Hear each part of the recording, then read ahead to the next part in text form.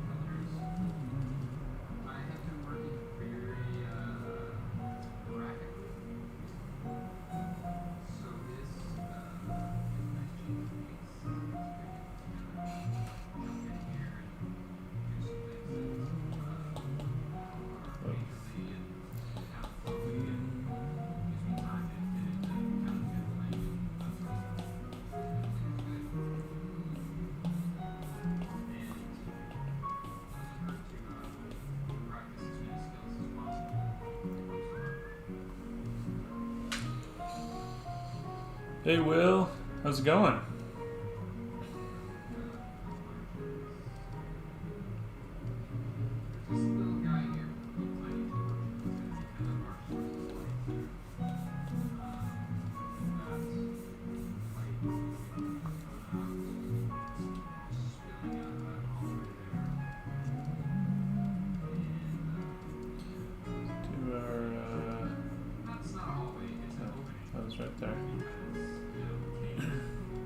How are you doing tonight? If it's night, I don't know if it's night for you. It's like evening for me.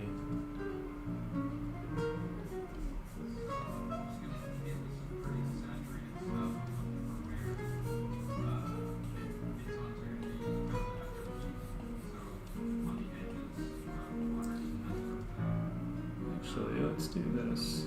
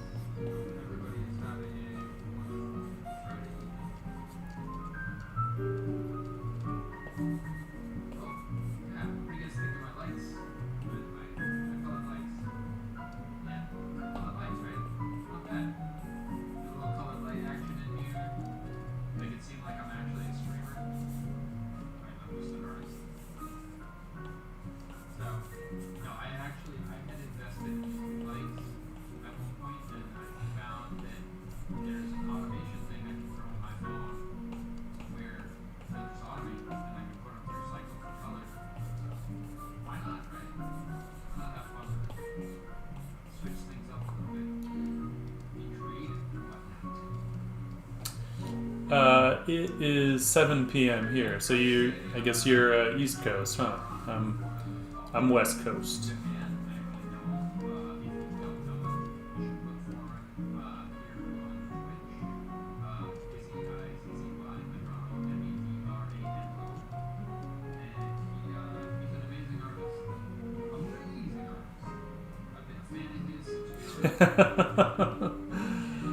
Ask away.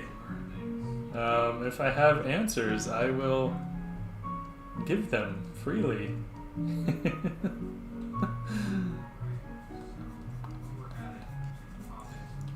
Do my calligraphy brush here.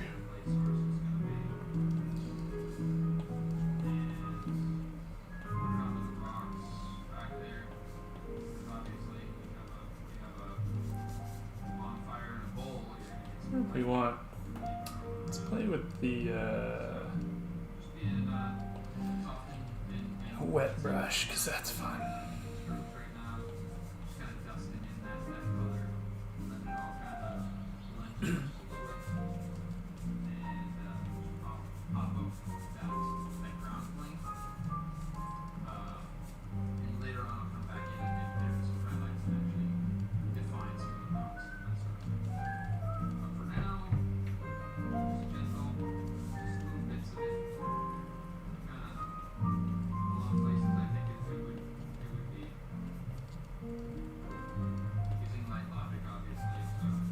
Yeah, I'm not really one that like hoards information or anything, so you know, I'm pretty free with it. I feel like we might have a little too much color variation on this. Let's knock that down a little.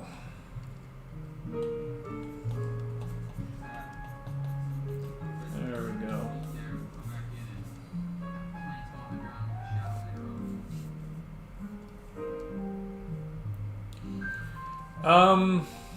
Man, that's a good question. Of course, you asked something I don't exactly have an answer for. I think, honestly, the tattoo stuff, it's funny because I don't have any tattoos and I don't want any tattoos or anything, but they're really fun to draw, you know, and paint. Like, I like playing with those effects. Plus, tattoos were pretty typical in a lot of more tribal cultures, and still are. And so I think it came more from that than anything else. I always find those kinds of cultures really fascinating. The kind of whole thing of them living a bit closer to nature, you know, and in some cases when they had the options not to, right, when there were maybe other cultures that they could have sort of joined or whatever, and they kind of chose not to, and I think that's really fascinating. So I think there's just an aspect that I like to play with, this idea of maybe a culture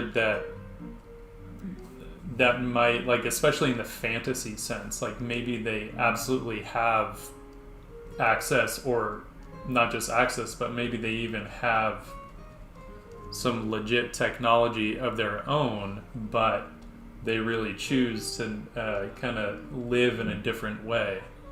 And so maybe they don't pursue technology as a way to overpower nature, but as a way to, you know, coexist with it. So I like to play with those ideas with a lot of the characters, where I want them to have a look of, like, I don't want to say more intelligent, because that's not it. Like, is it more intelligent to try and overpower,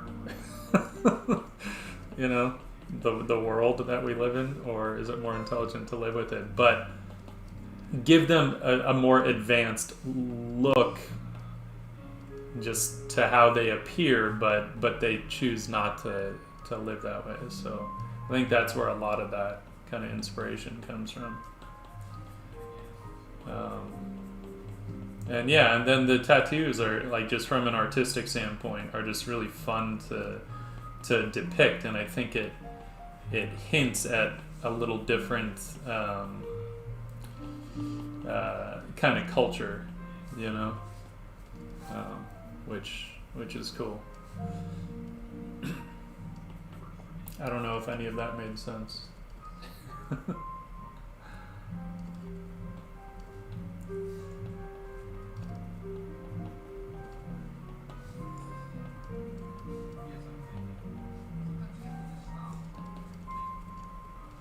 Figure out where I want the moon to be, and I'm not sure yet. May need to add that a little later.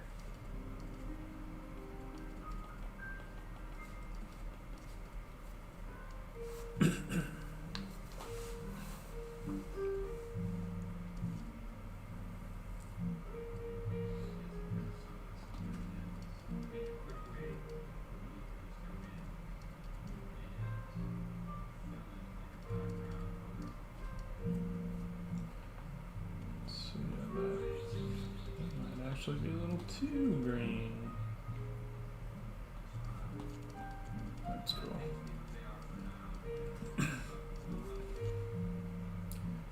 Also, thank you, Will. I'm glad that you find it inspirational. That's always great to hear.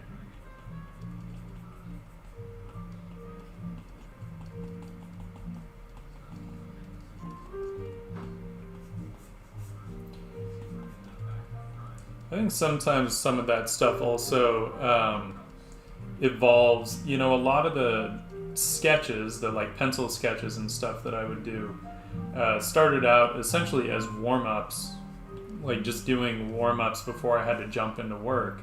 But to do it right, like I needed to do a full piece to kind of warm up on the entire length of the process.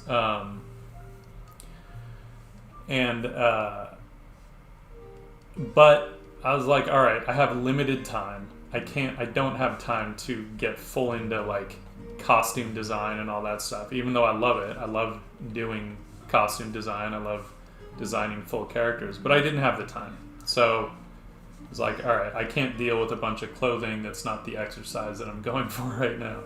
So literally it was like, well, if I don't have time to draw a ton of clothing, can I do this in a way that has some kind of credibility to it, where I'm not just drawing like random like naked girls, you know?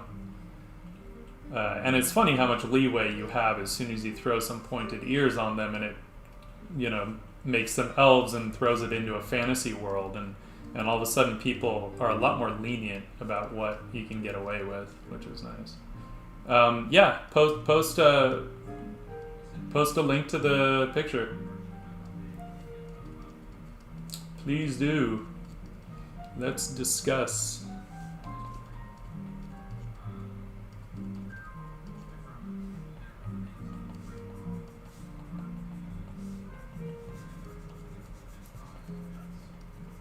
Obviously a night scene here, right? For anyone wondering.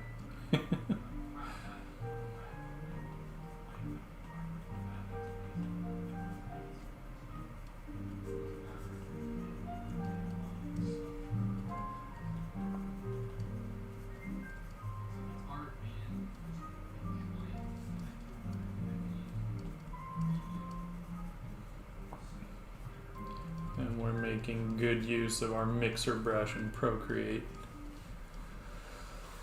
Oh, thanks, Bill. Appreciate that, buddy. Here, I'll throw the effects on there. There you go. Cheating with the gradient overlay, you know, kind of cohesing it together a little bit. Happy Friday! As Daniel would say, it's Friday, it's Friday.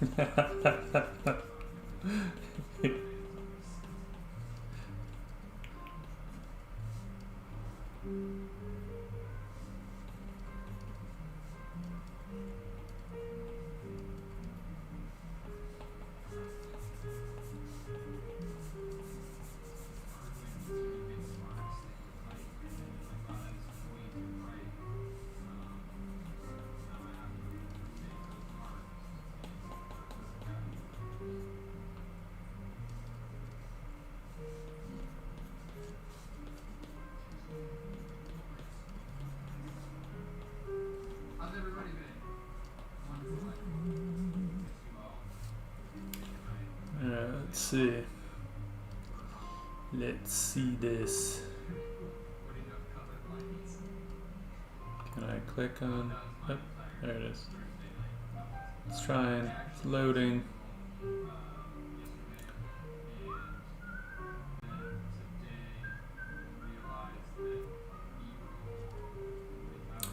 Ah, yes. What's your question?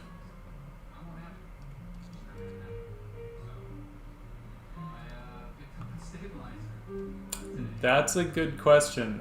You know, that's one of those. Some of that just kind of takes.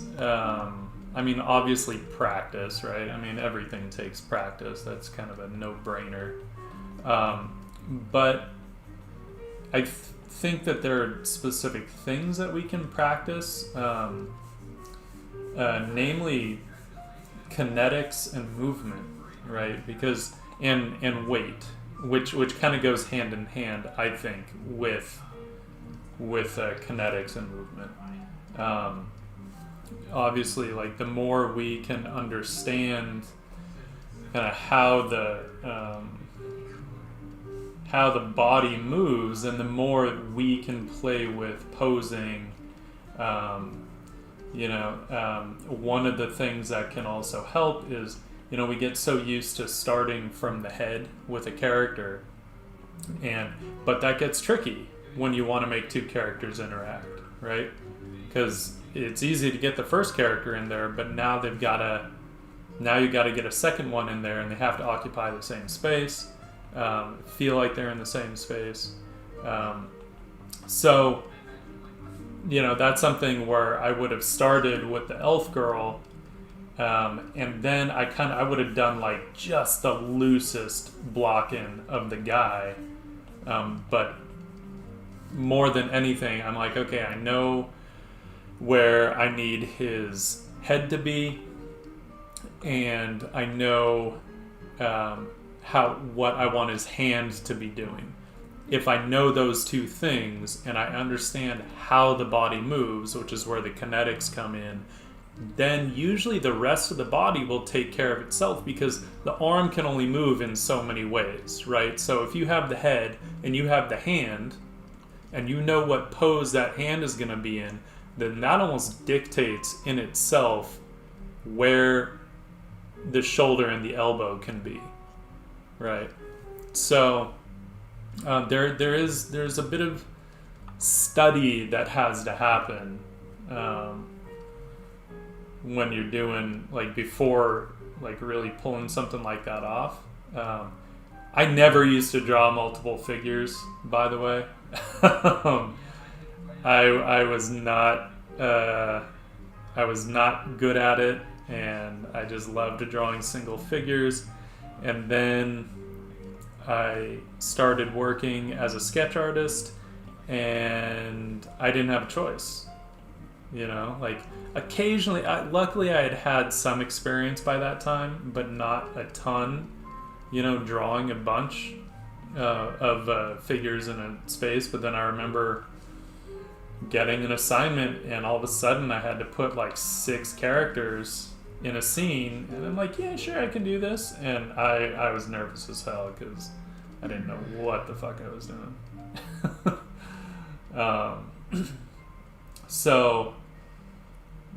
But I had to kind of just pretend that I did and just make it work.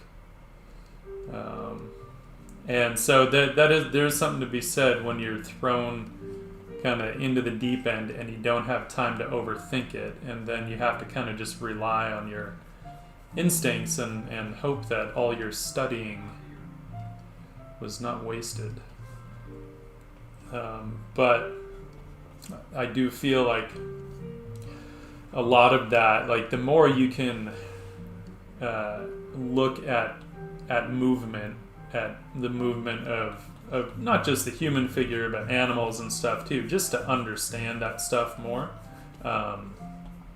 I at least had the benefit of having done martial arts for a good part of my life, so there's a certain amount of just kind of like movement that I do understand and am comfortable with. Granted, I have not practiced martial arts in many years now, but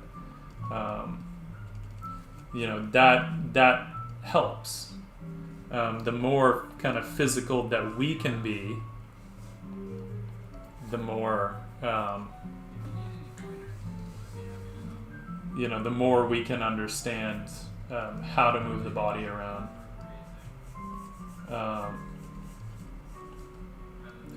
There was something else I was gonna say and I'm totally blanking on it.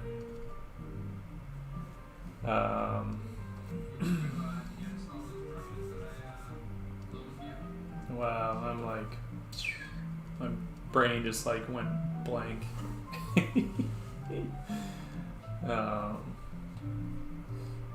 Maybe it'll come to me.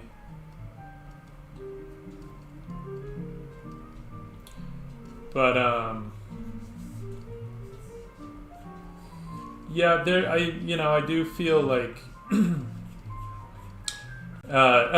the other thing is acting it out, right? That was something we learned in animation, really, was to act out a scene, act out poses. We would have to do it in figure drawing class when I was in animation school. I don't know why they didn't really ever have us do that when I went back to school for illustration, but in animation school what we would do is, like, in figure drawing, the model would take a pose and then we would have to mimic that pose and hold it for 30 seconds or a minute. The point was not to make us tired. The point was for us to feel which muscles were working, right, and which ones were relaxed.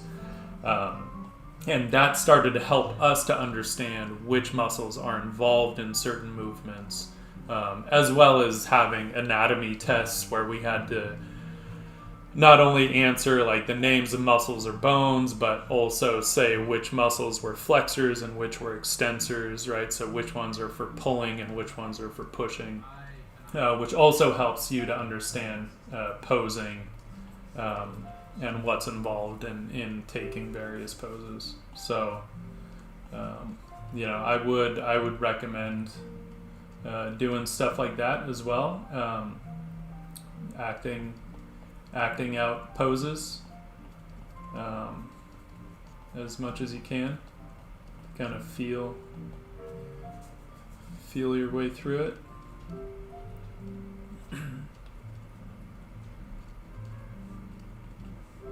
And then the other side is, don't move on until you've figured it out. Like when you're doing the rough, don't rush through it just so you can get to the finish, because if the rough isn't correct, then the finish, it's not going to work out for you. You're just not going to like it, and you'll wonder why, what went wrong. And oftentimes it's because we want to rush through certain things, and when we shouldn't. Maybe a little too getting into some subtle color shifts back here. It's fun working with a night scene because you just get like such a limited palette, and yet if it's done right, it won't feel like a totally limited palette. It's all just basically variations on blue, right?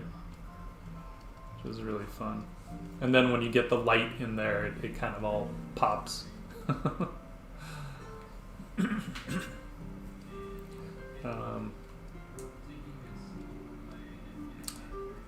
But before I go too crazy on this, I do know that I want to get a big tree in here. So let's get that in before we go nuts. Did any of that help, Will? It's hard to know, you know, like, because we're all at different levels with our art, and sometimes we're at a place where someone says one thing and it clicks because we were right at that precipice and we were ready to take that step, and then sometimes we're not quite there yet, so someone says stuff. Oh no. Here, I might have a little too much going on.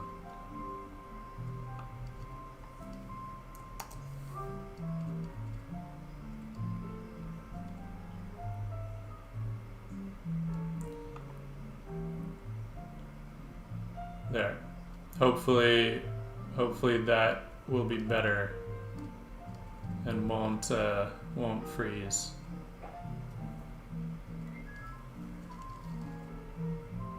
We'll see. I just want to quit any of the unnecessary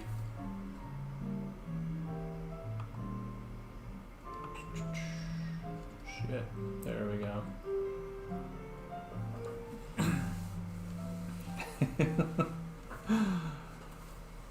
Well, damn, now I don't know what you heard and what you didn't. I was rambling on for a while. That's what I was gonna, I was like, what is going on?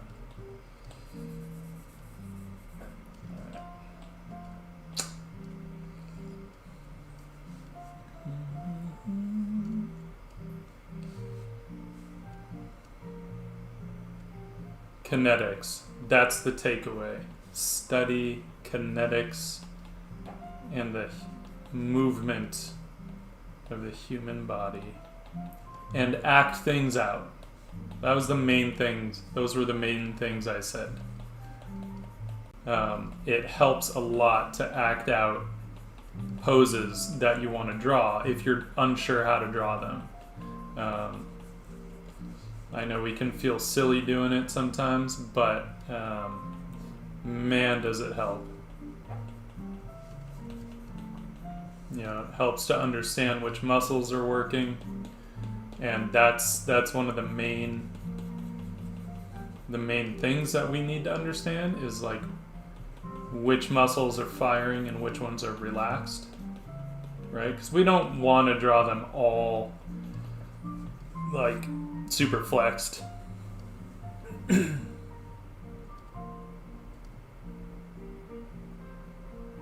I see.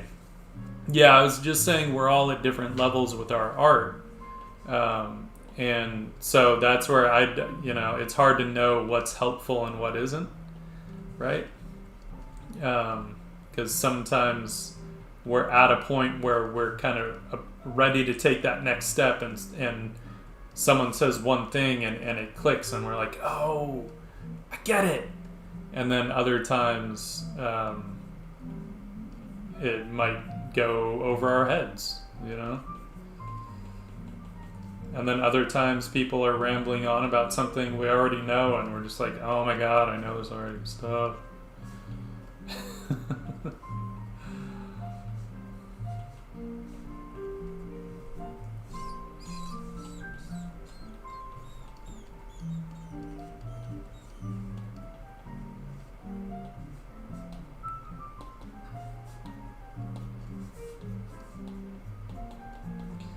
Do something with a little more texture.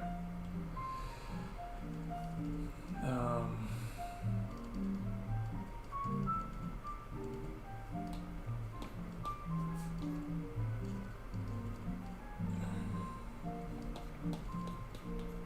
just want to get a little more texture in the foreground. stuff, or it's not foreground. It's actually still a ways away, but just to separate it.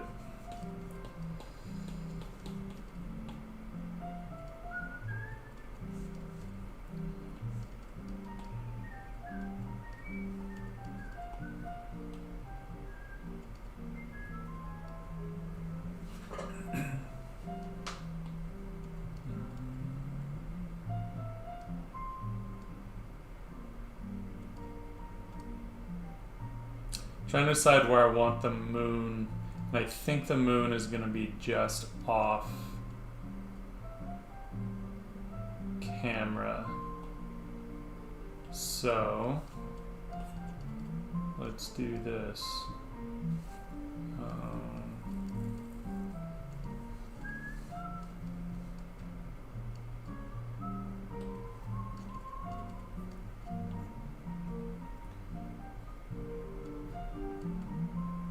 Let's just get a little bit of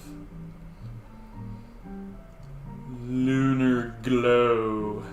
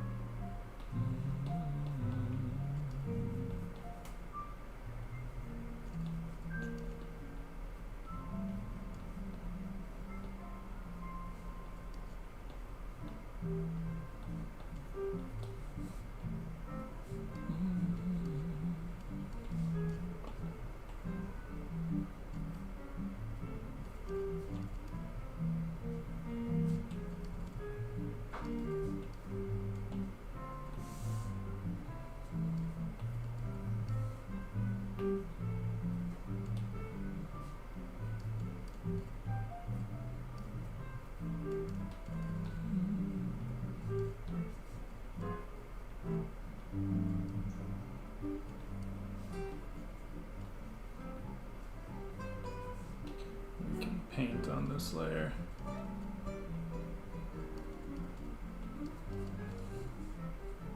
The hell? Oh. Ew. Now we want our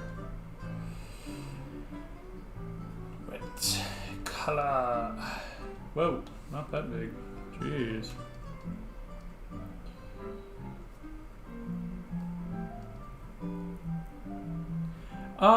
I mean, not necessarily.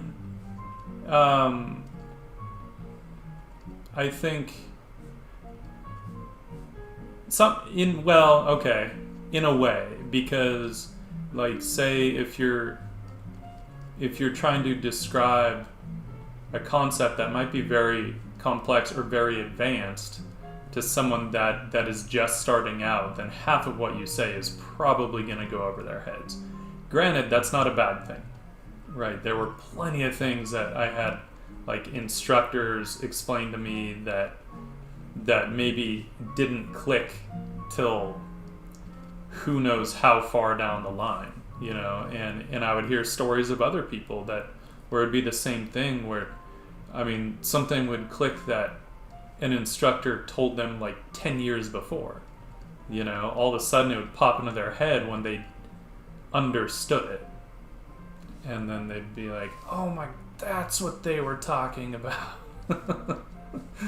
You know, so it doesn't always change the answer, but it might change where I might like start explaining from, right? Hang on, I'm gonna bring our microphone a little closer because I realized it's really far away.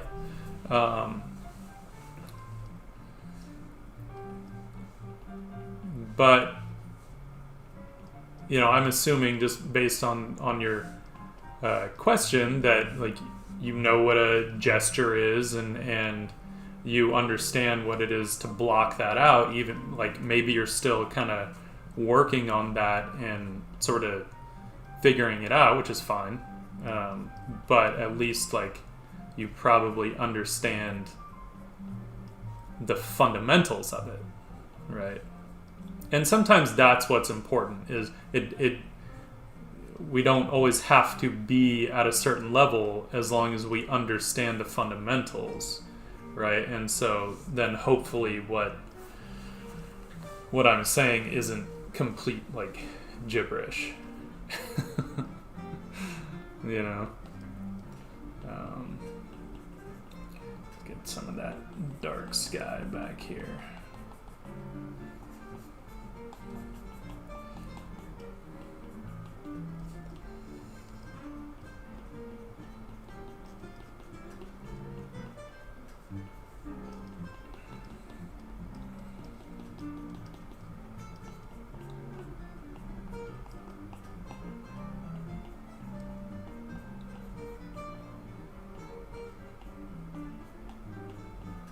And I think there's a bit of visualization that has to happen with, you know, when you are kind of depicting figures interacting.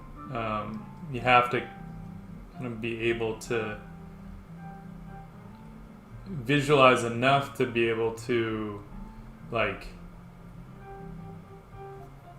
approximate at least where elements of the figures are gonna fall, right? And then once you get those down, maybe you need to correct them, and I mean that's just part of the process. It doesn't have to happen in one go.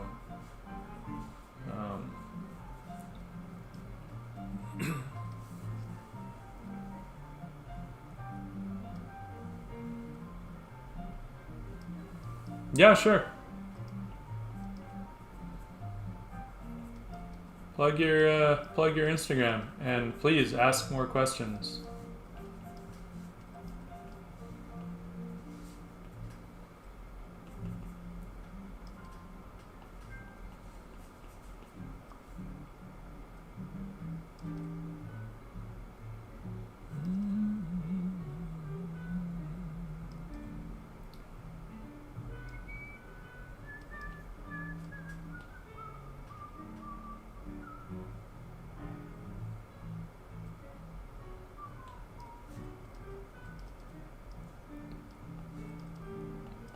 Get a few stars back here.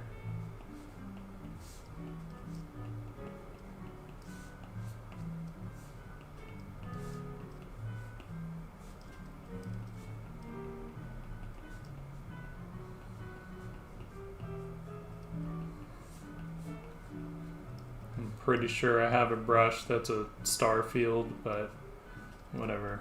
We're going painterly. We don't need that technical shit.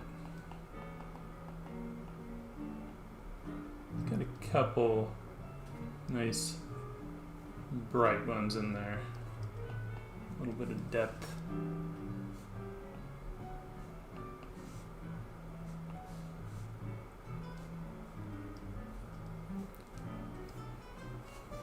It's getting a nice kind of vibe to it.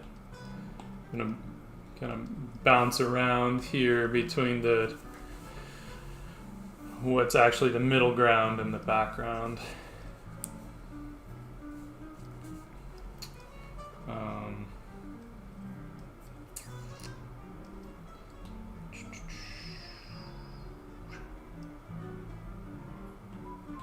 Let's see here. Not on the right? I am on the right there.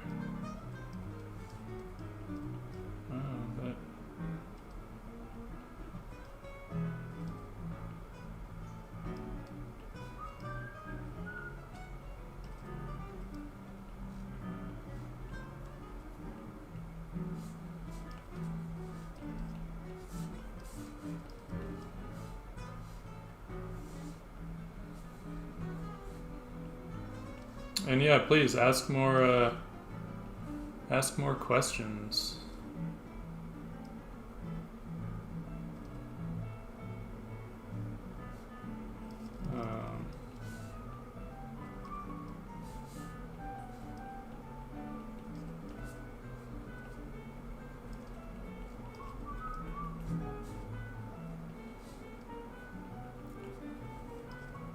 I feel like that's the right color.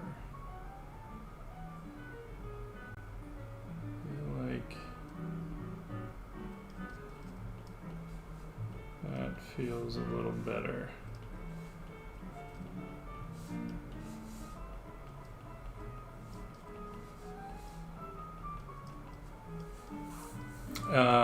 Let's see. Well, here. That's what phones are good for, right? Will yo art. Will yo art. Willie. Okay. Okay. Cool. Yeah, I'm not worried then about, you know, you understanding what I'm saying. You're far enough along. You're far enough along. I ain't worried.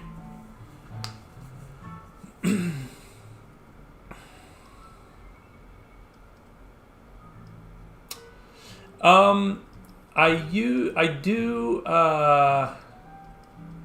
so if I'm painting, I almost never use a pure black unless I'm like drawing, right? But when I'm painting, I almost never use a pure black. When I'm drawing gestures, usually what I'm looking for, and I think it's what you're talking about, are accent shadows, because those help kind of define the weight. And I can trying to think of a good way to show. Let's do this. Let's do this. No, I can't do pure white. That's gonna like hurt my head right now. So let's do off-white. And then let's find a good this is a good one. So, you know, if I'm just drawing something, then I'll use pure blacks. But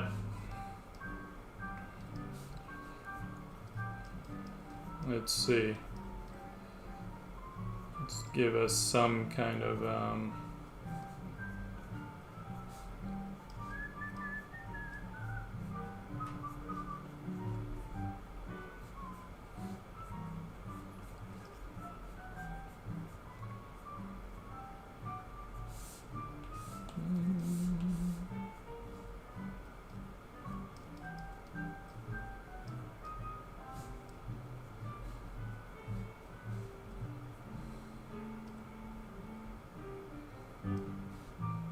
you know, so if we're just talking about kind of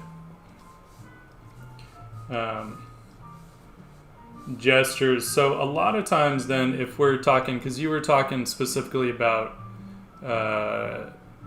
clothed figures, so what usually, here I'll look at that link so I know what to answer.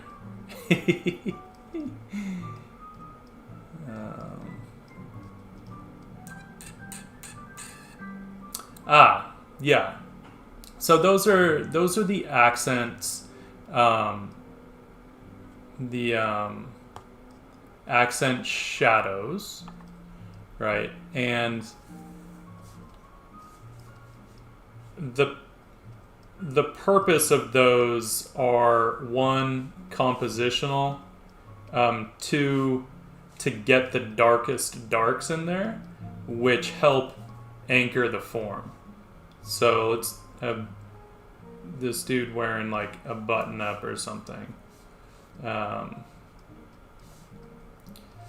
Right, because if we were to I don't know why he's wearing a button up.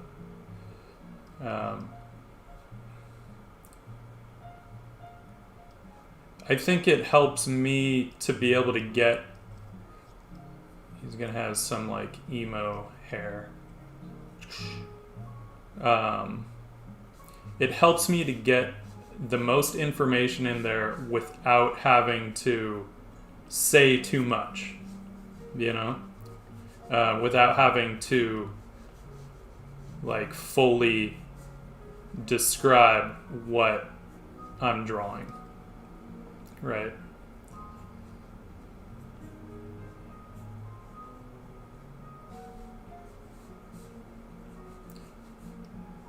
How does he do martial arts in skinny jeans? I don't know. But he does. Emo ninja.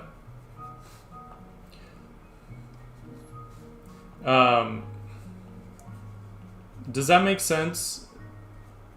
Where it's about, it can be weight, but it doesn't have to be literally like feet on the ground. It can just be two forms pushing together. Or it can just be kind of where they might be casting a shadow. But this way, I really, like, I don't have to put a whole lot down in order to get the information across, right? So that's like kind of bare minimum that I might do, and it still at least makes sense. So I think that's where a lot of those marks come from. And then of course you can come in and start to identify more detail if you want to, depending on how far you're gonna take something, right? Maybe he's got some cool, like,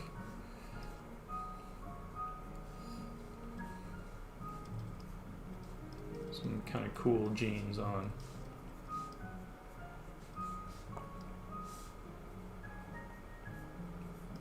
But because one of the things we had learned in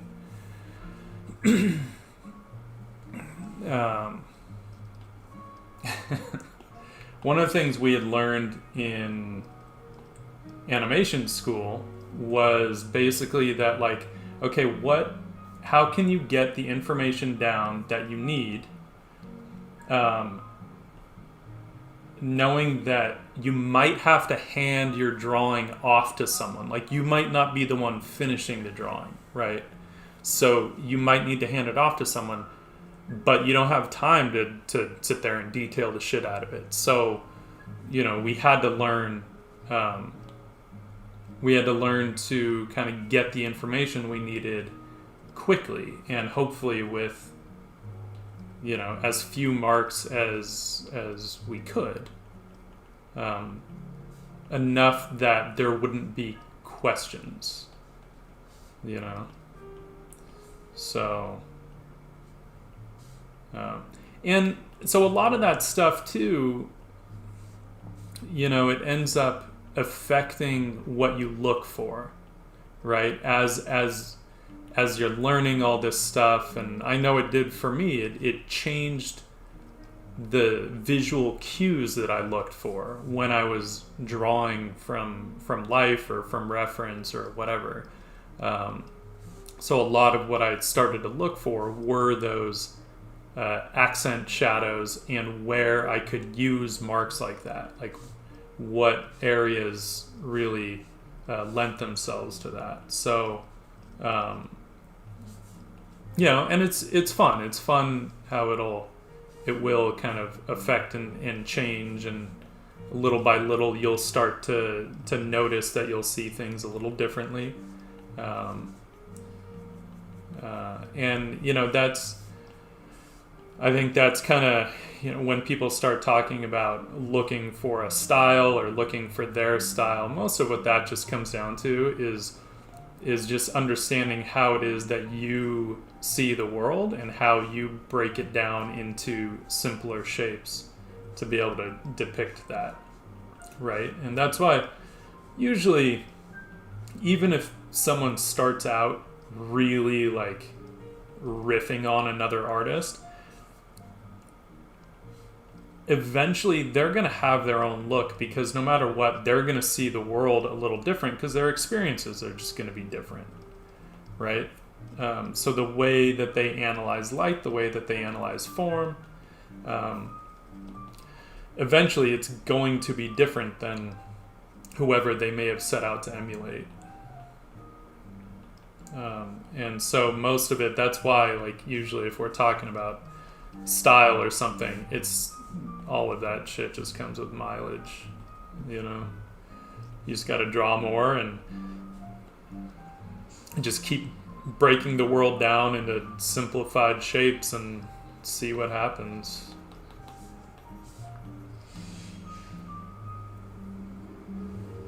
Cool. I will be here.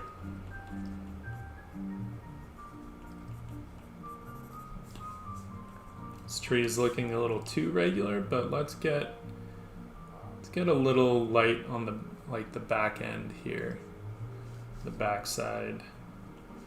Even though it's not catching like direct moonlight, right? We still want some variety, so it's not just flat.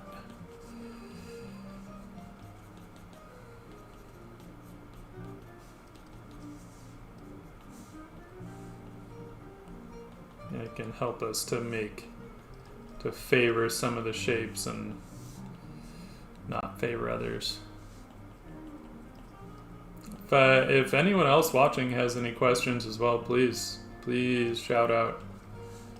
It always makes things more interesting. Gives us shit to talk about.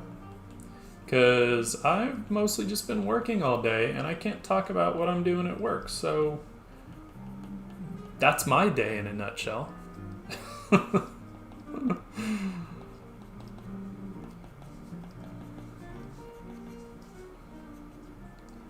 So if we want to make the most of this night, we're going to have to figure out other things to talk about.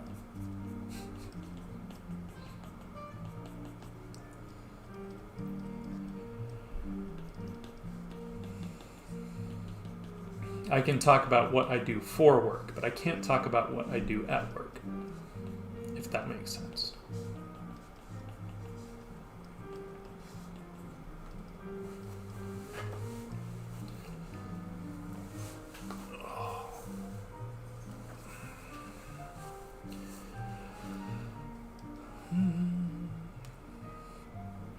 This tree's still too regular. It's trying to decide how much I want to maybe push it, and I say we give it a little more character.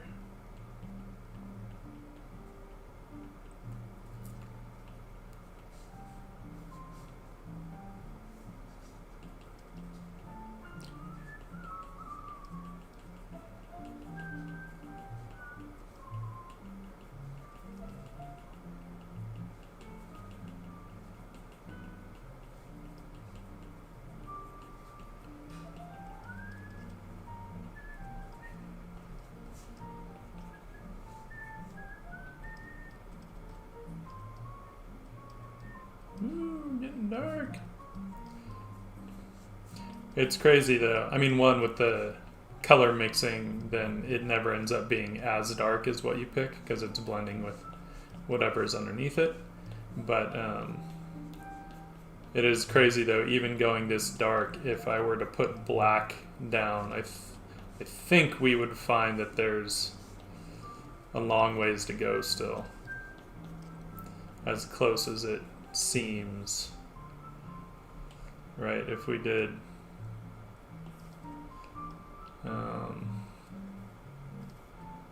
this one and we just went to black,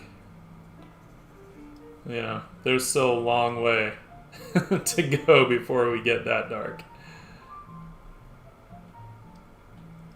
So I ain't worried.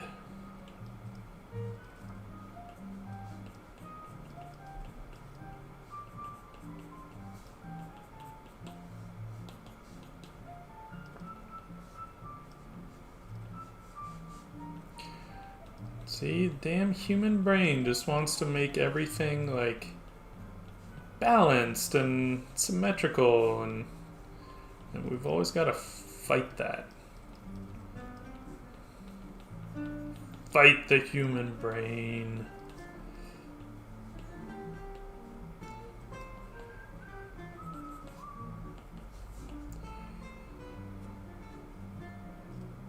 I don't want that quite so light. Right, because the peak of this was right under the main peak of the tree, and that was too similar.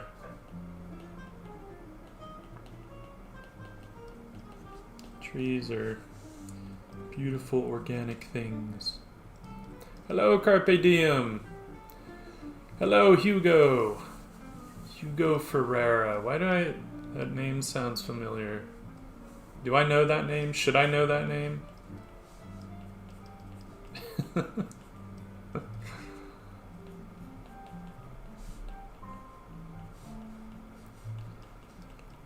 don't know why, that just made me think of I was thinking the other day, I think because we were kind of talking about Airbender, and I was just thinking about, like, all things considered, the few characters in that show, right?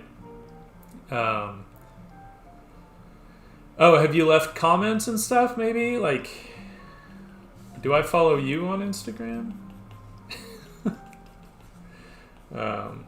But I was thinking of how, like, there are a few people that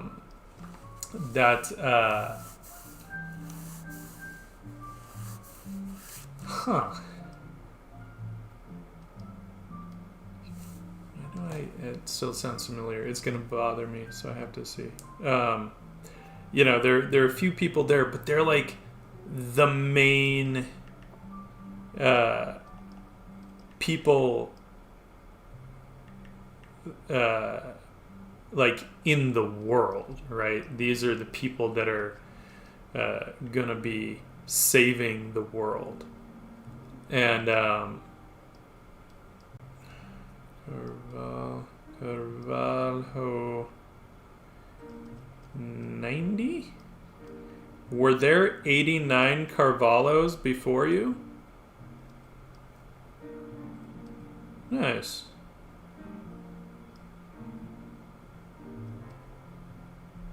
Cool, you got some solid character stuff there, Hugo. Right on. Or were you born in 90? That's always the question. There were either 89 of them before you, or you were born in 90. But I was just thinking, okay, so there are, like, these few people in Airbender, and they are, like, the main people in the world, right?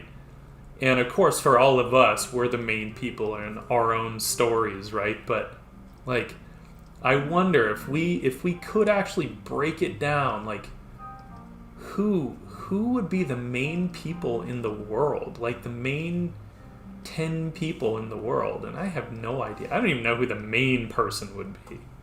Like, I know who thinks he's the main person, but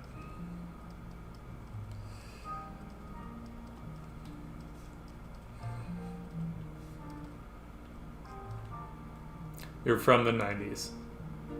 Nice. Oh, the 90s. I remember them well. There's some good stuff to come out of the 90s, I will say. Music. Not the fashion. Khakis and plaid can stay back. We don't need that shit. Right? It's like the 90s were just such a backlash against the 80s, which was just all about insane insanity, really, and just like statements and rock stars and cocaine, and I feel like the 90s were like, you know what? We're just gonna subdue the shit out of everything. Except our music. Have some grunge.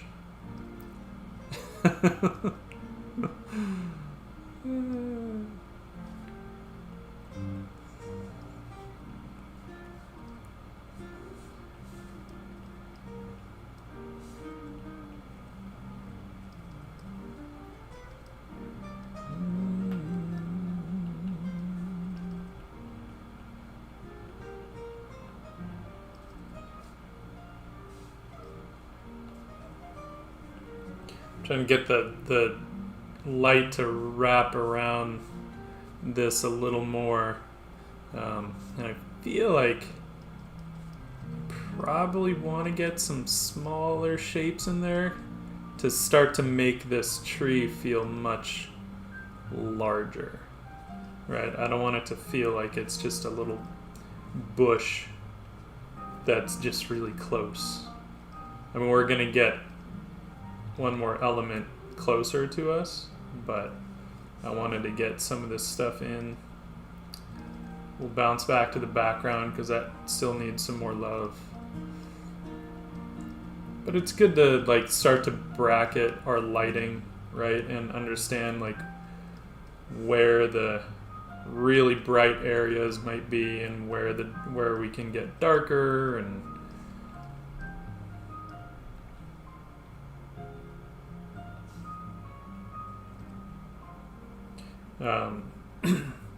because otherwise if like we were just to focus on the background, we might run the risk of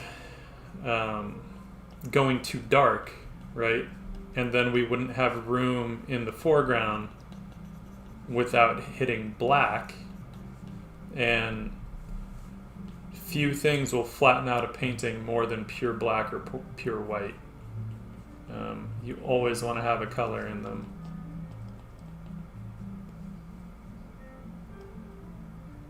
Pure white is like the worst. You know, if you look at an oil painting and someone puts pure white there, it's flat. It doesn't look bright. Yeah, it's a disaster. Don't do it.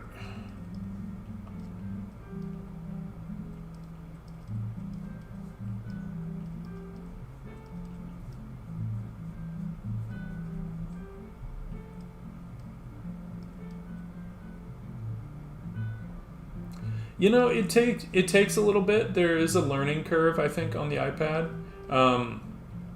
And I mean, to be honest, I probably picked up an iPad and dabbled and set it down, didn't like it, picked it up, dabbled, liked it a little bit more, but set it down because it's just so much easier in Photoshop. Dude, I probably did that for like a year and a half. No joke.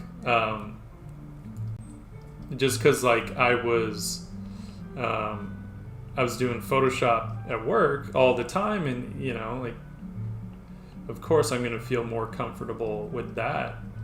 And then after a point, part of what it was is that there were things in Photoshop that just made it so much easier. And I won't lie, it was mostly clipping masks. And once Procreate gave us clipping masks, it like completely changed for me. All of a sudden I was like, yes, that's all I needed. Because I mostly treat things like a painting anyway, so I don't really care what I'm using per se, in terms of an app or a tool. But if I'm doing digital, then there are a couple of things that I want. Clipping masks are one of them.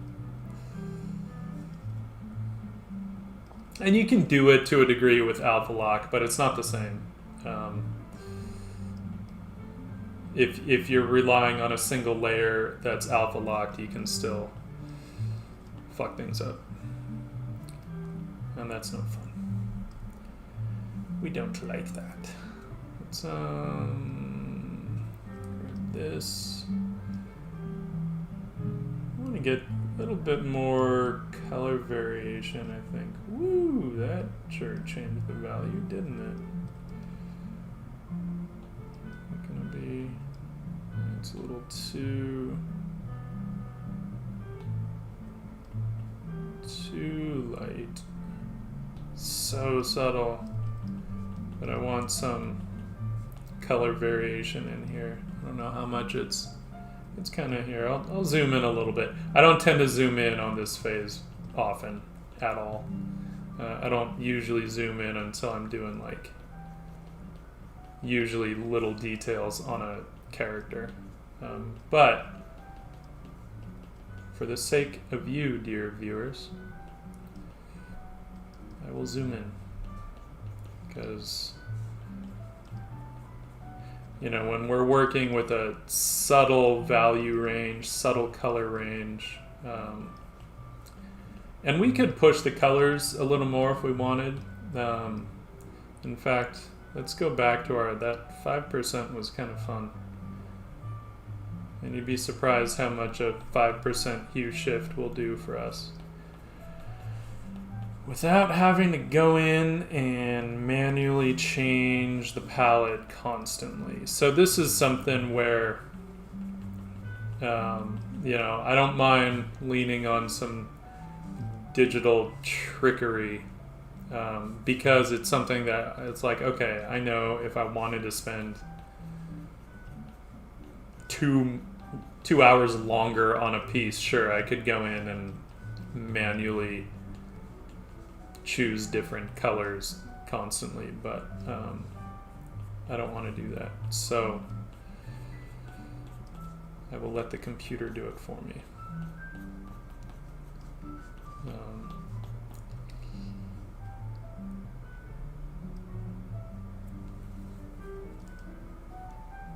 Thank you. Thank you, sailors. It's not done yet. We're gonna fucking fly just crawled across, but it looked like some weird bug. It's like, what are you? I'm gonna get back to the background a little bit here because it needs some more love. More love.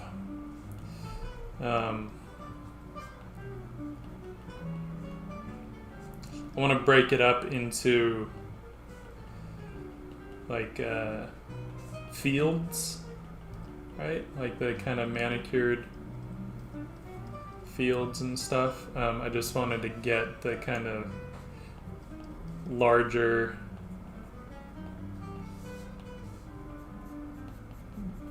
trees or groves, small groves of trees, maybe something like that, in here. And let's give these guys a little more detail. Not much. It's all about the silhouette with these. We could hit them with a little bit of moonlight potentially, but I don't really feel like that would buy us anything. So I think I might just not. I'm not gonna do that. We could, but we're not going to.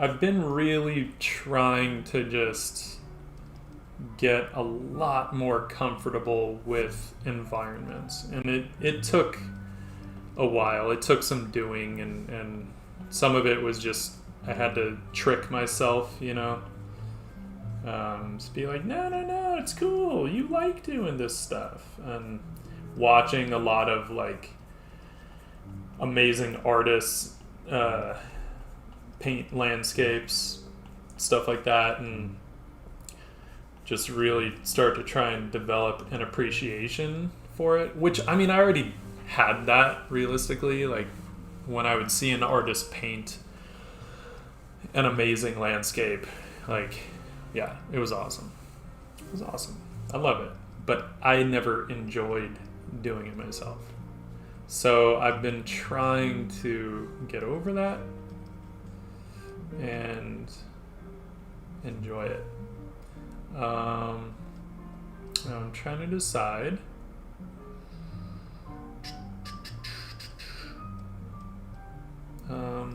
Shit. All right. This is all about layering. I mean, not in the digital sense.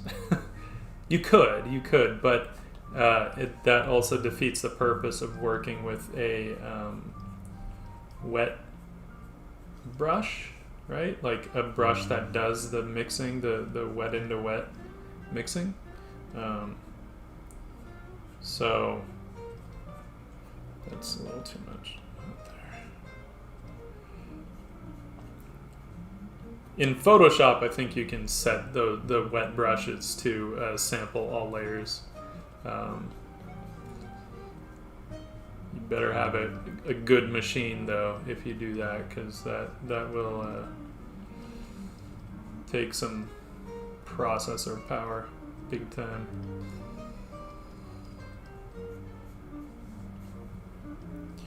So we're gonna do a combo here of I want to get some lighter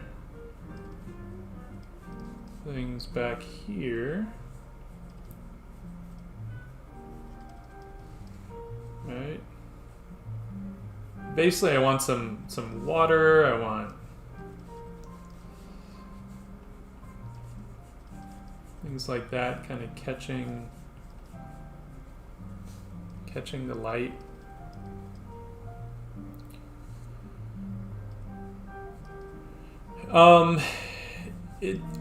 What kind of painting are you wanting to improve? I mean, are you talking digital painting? Are you talking traditional, a specific medium? And then, is there a particular subject matter? Because that's part of it, right? You want to get specific. When you study, you have to go into it with a purpose, always, right? Like when I would do figure drawing in class, I was always drawing out of my head all the time, right? That's always been my go-to. It's what I've always been best at. But I would always pay attention to parts of the figure that would give me trouble, right? That I found challenging. So then when I would go into figure drawing class, I would pay particular attention to those areas, right? So I could study them, and then I would go home and try and draw them again out of my head. So it's that kind of stuff. When you're painting, it's the same thing. You want to be specific, and you want to know what it is you're going for, right? And you kind of have to make a list for yourself, and then just like line them up and knock them down, right? Okay, you like dark fantasy.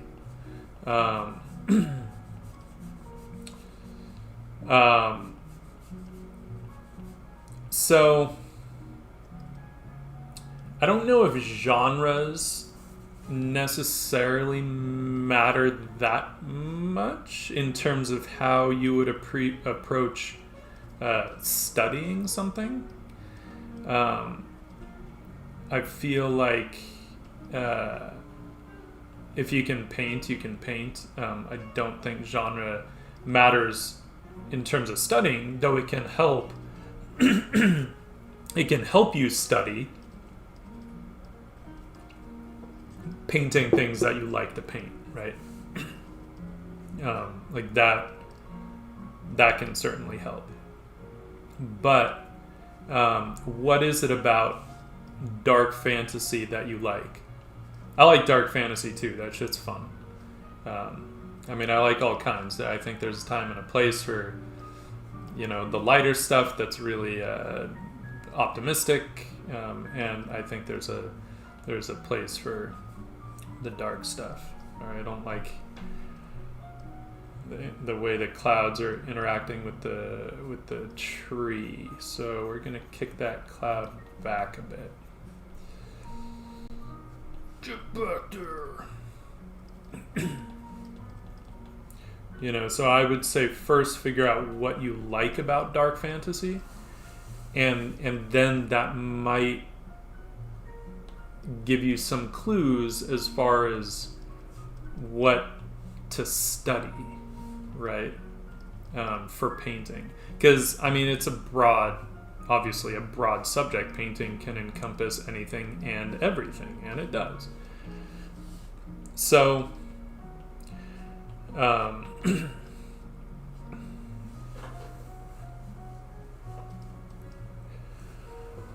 okay, so with Brahm, he tends to be pretty rendered. A little less so now than he used to be. He used to be super, really beautifully modeled forms, right? So essentially what a lot of that comes down to, aside from anatomy, but he's painting from reference. So, he's now Frazetta he would use reference, but very, very loosely for the most part, right?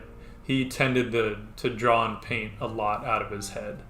But he would do a lot of things from studies from life as well. So he had that visual vocabulary, that mental library built up. Brahm, he would shoot reference for his paintings and use those. So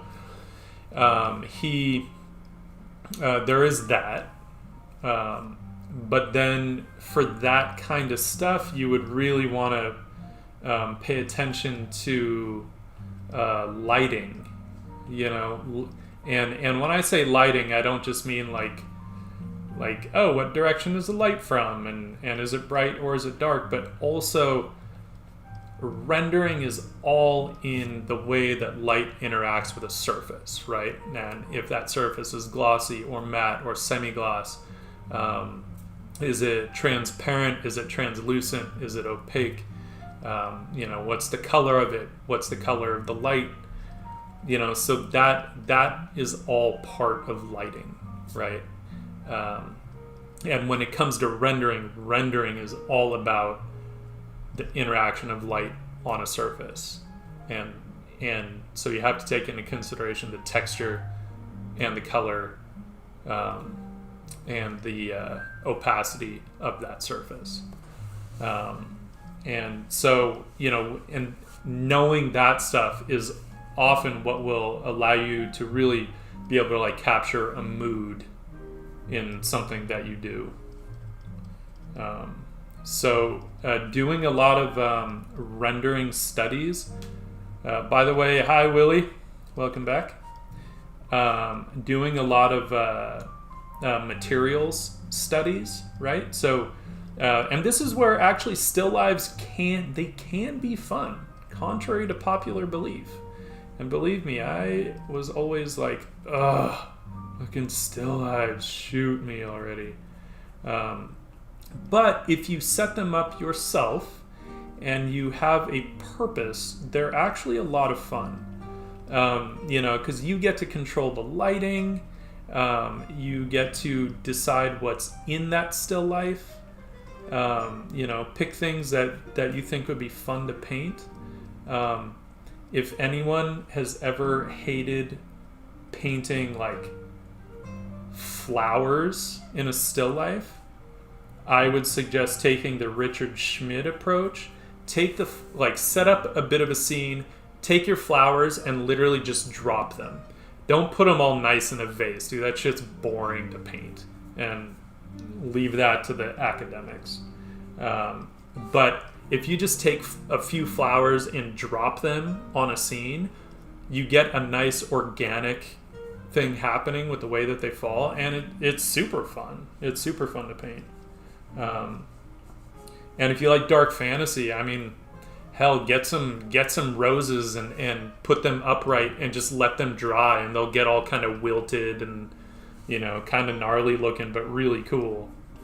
You know, so a lot of that stuff really comes down to just what you study and how you study, and just making sure that you're paying attention. Don't ever go on autopilot. Always have a purpose behind what you're studying. Otherwise, you're just spinning your wheels and like wasting your time, and you don't want to do that. Does that help at all? I love how I'll just ramble on for like 10 minutes and then be like, was any of that useful? I don't know. Alright, let's get into these sort of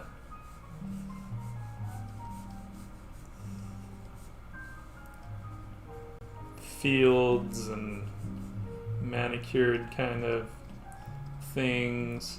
It doesn't take much to start to, you know, make some of this stuff come to life, you know? A lot of fun.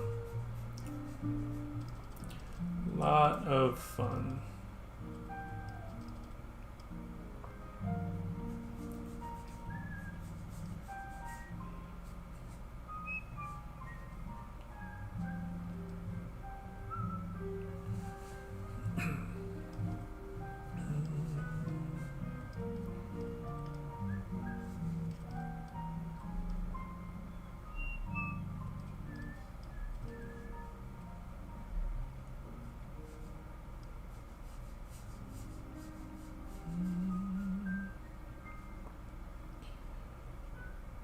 One of the reasons I don't tend to zoom in on stuff like this is because I'll start nitpicking things that don't matter. You know, again, if I was going for something that was like photo real and super detailed, sure, I would still start it like this, and then I would just go through the arduous process of just zooming in and zooming in and zooming in some more. I hate that stuff sometimes. Like, it's fun every now and then as an exercise. It is. But overall, I'm like,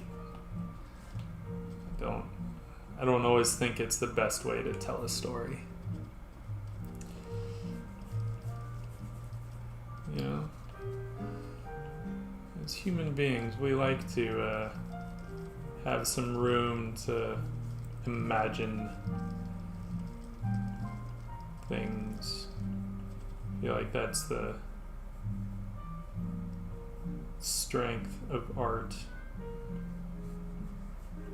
I mean, you know, speaking of Brahm, you know, that takes a different kind of skill to be able to render that much and have it be really interesting to look at too. Oops. Come back, camera. You know, I always loved that about his stuff. Because other people would try and render and it was just so boring to look at. But Brahm always pulled it off.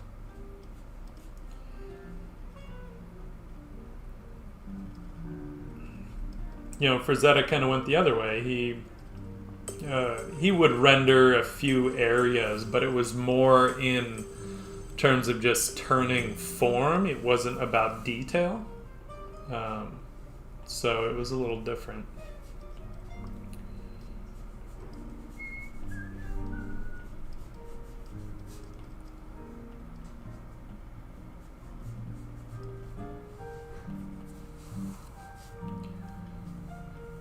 Of course, I was always quite partial to Frazetta. He was always one of my big inspirations. And even going back to like some of his inspirations, looking at like Hal Foster, the old Prince Valiant comics. Hal Foster was amazing. You know, so good with a brush and line work. You know, his gestures, especially compared to Frazetta, you know, I don't think his gestures were as good, but I mean, Frazetta was building on him, so he took what Hal Foster did and then he expanded on it and did even better. One of the things I really have always respected about Hal Foster is that he wouldn't draw a place that he hadn't been to. So that dude would travel, and if you're talking about like traveling in the like 1920, 1930, you know, and he was American, but he would travel constantly to Europe. Like, holy crap, you didn't get to fly at that time. You had to get on a janky ass giant ship and just hope that you made it.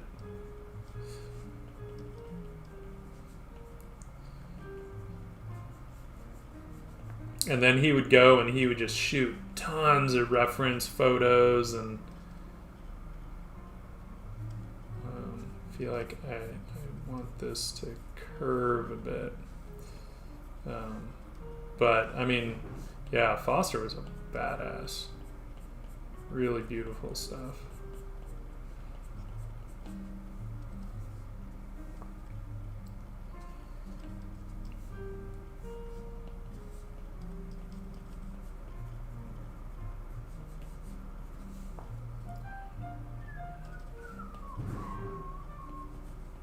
What is going on outside?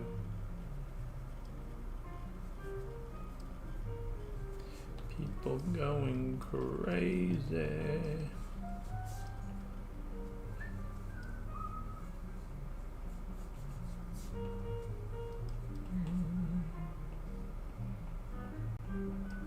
How's everyone's Friday night? Isn't it funny how we would normally, like, I don't know, maybe be out doing shit tonight? I don't know, maybe not. I would normally be, even under quarantine, I would normally be at my girlfriend's place having dinner, but she went down to her folks' place today.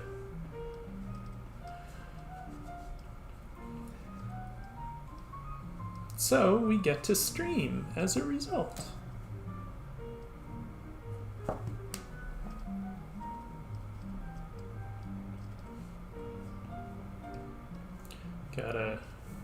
I don't want this all to be water, so we're gonna have to kind of play with some of these other colors here. Get that sky reflection out of here. Out of here.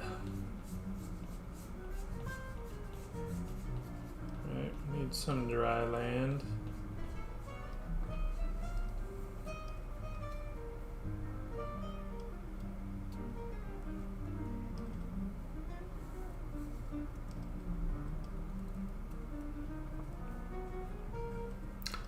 I don't know if I know Philip Cruz's work. I'll have to check it out after this. Or maybe I do and I'm just not. Jeez. People like peeling out over there. It's okay though. Hey, your English is better than I am with any other language, so. Thank you. And I haven't even gotten like the main element in here yet.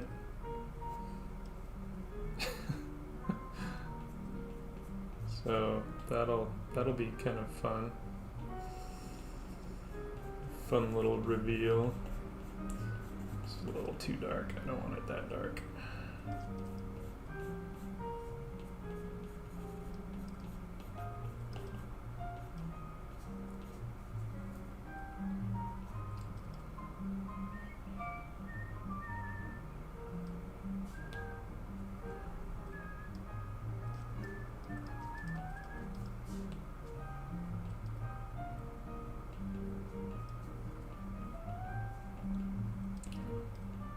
But that's cool that you're doing a character class. That shit's fun. I used to really want to do character design. It's funny because for a long time I really didn't want to sit and do digital all the time. That was one of the reasons I didn't pursue doing a lot of concept design that heavily. And because really, like, I just loved drawing, like, on paper, you know, and painting. I mean, for a while I actually wanted to do gallery work, portraiture and stuff, and oils and watercolor. But at the end of the day, I was like, you know what, though? I love storytelling, and the type of stories I love to tell don't work in a gallery setting, and oftentimes galleries don't, like, they would actually look down on your work if you did that stuff, or they would want you to kind of use, like, a bit of a pen name to keep things separate, because, like, heaven forbid you like fiction.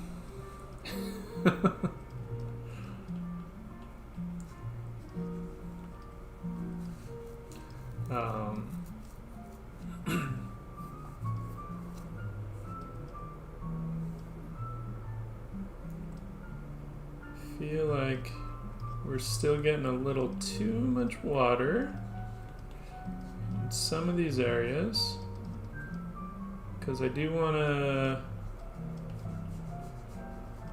populate it just a little bit. Well, it's good we don't have water over here.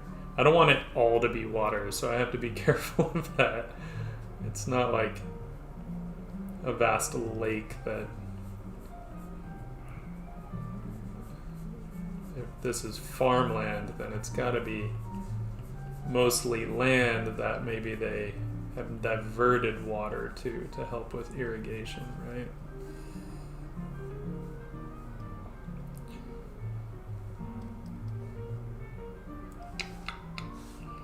So let's do a little spit of land here. Ooh, look at that fun color fluctuation. Don't be afraid of that stuff. Like, if you want your digital stuff to be a bit more painterly, putting a little bit of hue shift, and I mean, it can be slight, just like 3% is normally what I do. I just want it a little bit more, because I am working in such a narrow value range, right? In the immortal words of Harvey Dunn, when you're working in subtle values, use contrasting colors. When you're working with contrasting values, use subtle colors. Right? If your values are contrast, use subtle colors. If your values are subtle, use contrasting colors. It is that simple. Get a little tree back here, which can help make this tree up here feel even bigger. It's fun. Alright, we're gonna... Now I'm debating if let's play with this. Let's see. Again, just a nice little shortcut to help us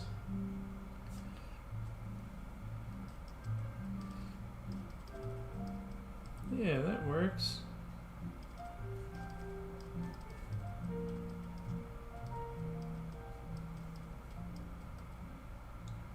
Feel like we'll probably want to hint at these, like, houses and stuff, at least, not just put the lights, but might want to hint at some kind of shapes and structures.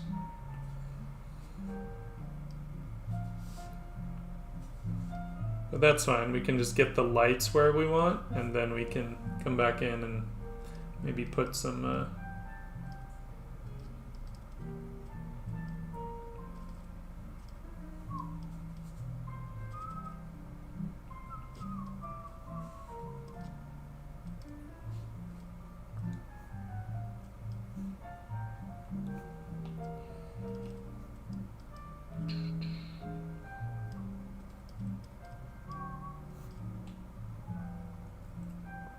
and the fun thing is when working with a night scene, because we've got so many blues and stuff, all you have to do is desaturate it, and it becomes so much warmer. It's crazy, right? So we don't actually have to go to a warm color to warm it up. All we have to do is desat it.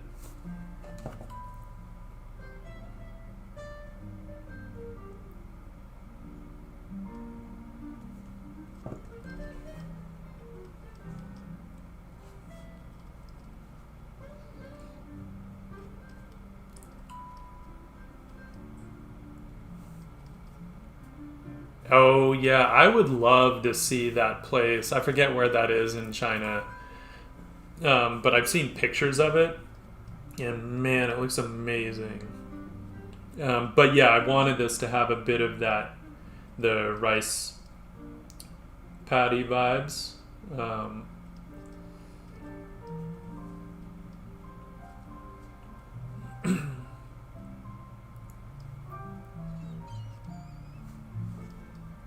Good. All right. Now let's let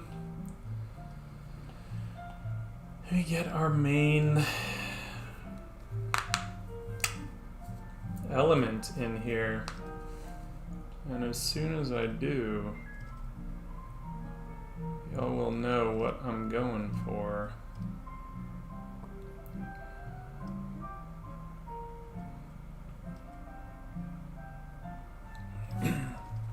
Hang on.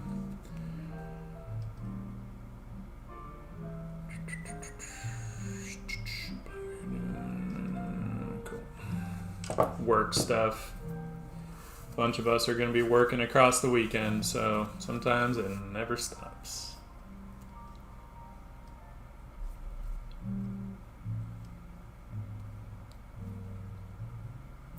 Yeah, I know they have some. Hey, Shura, how's it going? Welcome.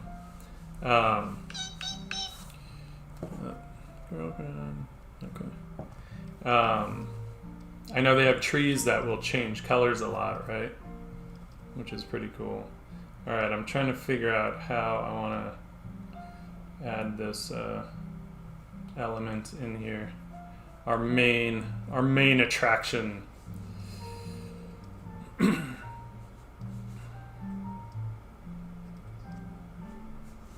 I want a bit of twist.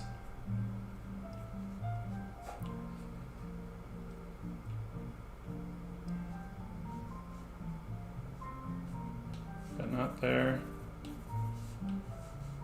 Too high. Too high. Oh, I'm going to cover up some of this nice stuff, but that's okay.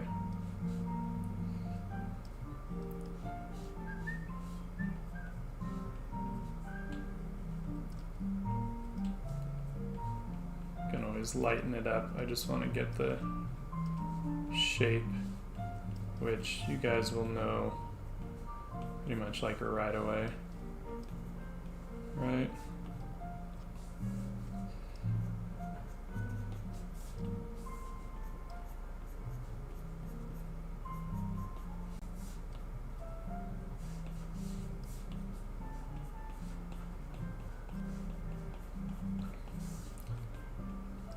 Give him a bit of twist.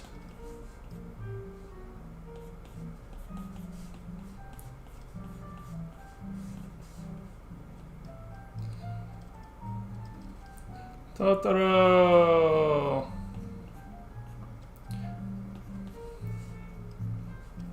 I don't think I'll get the girls and stuff in here. I think there's just gonna be Totoro jamming around.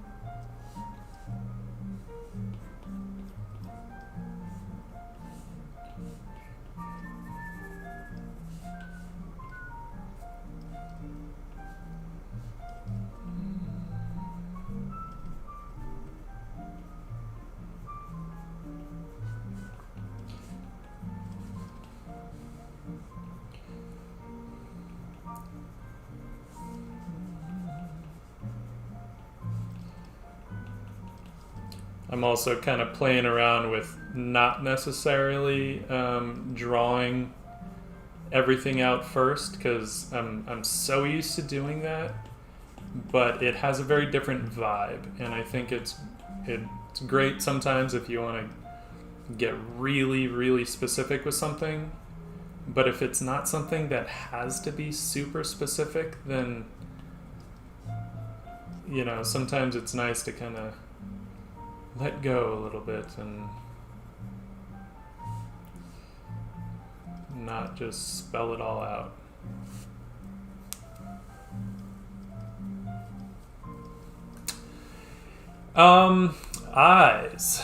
Eyes. Well, you just guess. No, that's not true. I don't want to cover that house up. Nice thing is he's on his own layer, so we can still move him around a bit. I'm not married to him being right here. Eyes are. Let's look at that real quick. Okay. Let's find our Warden brush, because that one's done. So if you're, I'm sure we've all seen the whole. Am I on? Yeah, I should probably go on the right layer. How about that? Get on the right layer. I'm sure we've all seen the whole, you know, box thing. That is one way, right? If we think about the head in perspective, being inside a box, essentially.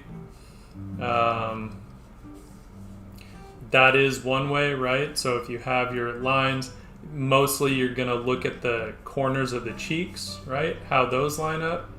And then maybe the insides, the tear ducts, though at this angle you wouldn't even see that the left tear duct. So maybe this is a little too extreme of an angle. Because you're hardly even going to see that second eye. At a certain point, you're just going to think about these boxes. You're not actually going to draw them in, right? So if we just want to, I don't know, we'll just pick a different angle here. 3/4 kind of down. I think I tend to use the corners of the cheeks, right? Get our side plane so that we understand. Get our top plane. Yeah, got our nose. We've got kind of the bridge of the nose will be there.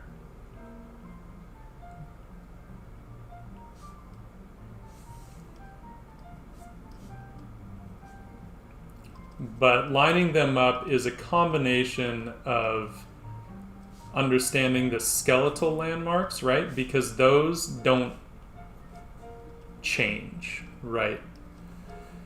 No matter what, even if this person smiles or frowns or whatever, those skeletal landmarks will not shift. What might shift is something in the jaw, because the jaw can move. But it's mostly just making sure you get these kinds of things lined up, right? That's mostly what it comes down to. Also recognizing that if we take like a completely, like really looking up, that the eyes, they're not totally flat like that, right? Because, I mean, there are these spheres that are sitting in there, but they're not, we don't want them to be sitting completely flat. That would look weird and wrong. Right, and then we have our brows overhanging the eyes. Now, how much they overhang, obviously, it depends on the person, right? Got our mouth. We're gonna see a bit of that upper lip. We're gonna hardly see any of the bottom lip in general. One thing to always be aware of is there are always exceptions. Okay, so nothing anybody says about proportions or anything is ever like concrete. It's just a starting point, right? But always be paying attention to these skeletal landmarks, right? That will help you align things. So corners of the jaw, corners of the cheeks, which also help to kind of indicate a bit of a plane change, right? Corners of the mouth, assuming they're not making any kind of expression. So, yeah, that's generally, you have to kind of keep it in perspective. And it does help to think about the face not so much as like an egg, you know, because that's going to kind of throw you off a bit. You don't want to think of the head as being that curved, because it does have some pretty distinct plane changes, you know, so it's somewhere between a curved shape and a more angular shape.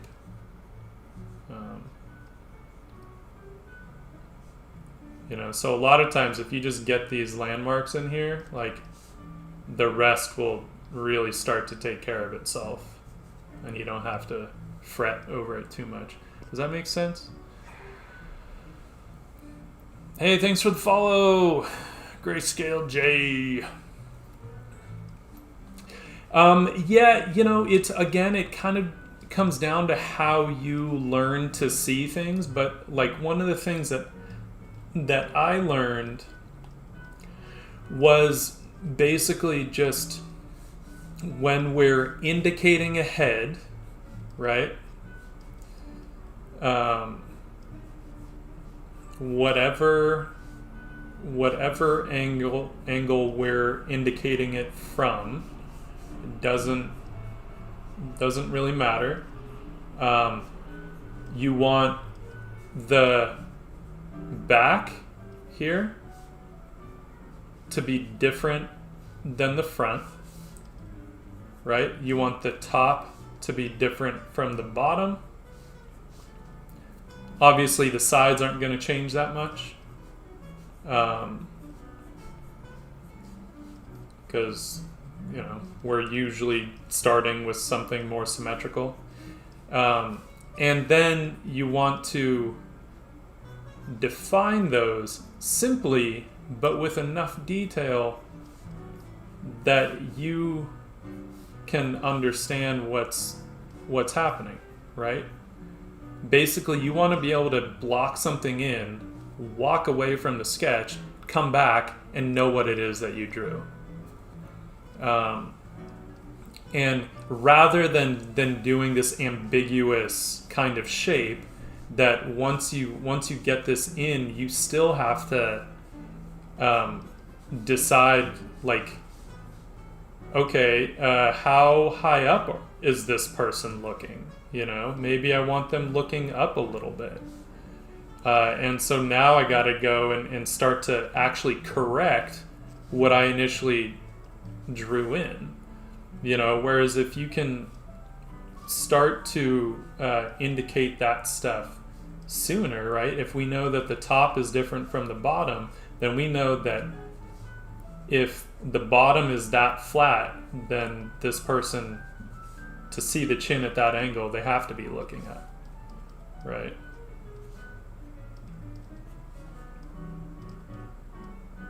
And it doesn't take much. You know, we can always come back in and define the details later. We just need enough to be able to base the rest of the drawing on, right?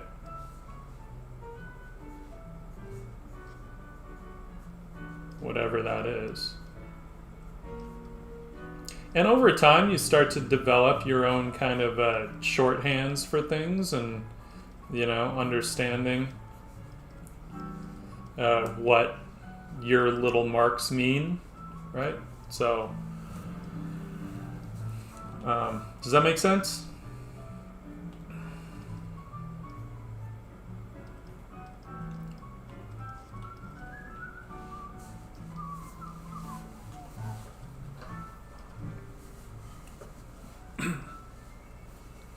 Yeah, it's you first want to start with a kind of, like, no matter what, when you're roughing stuff in, that's all you're doing, right? That's all it is.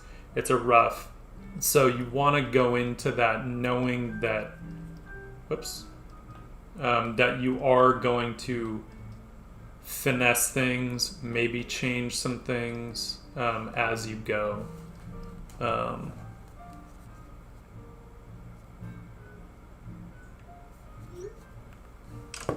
And you don't want to be afraid of that, because that's part of the process.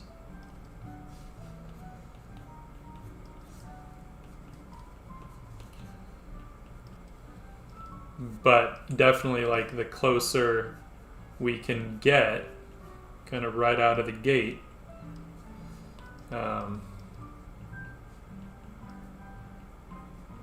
better, right?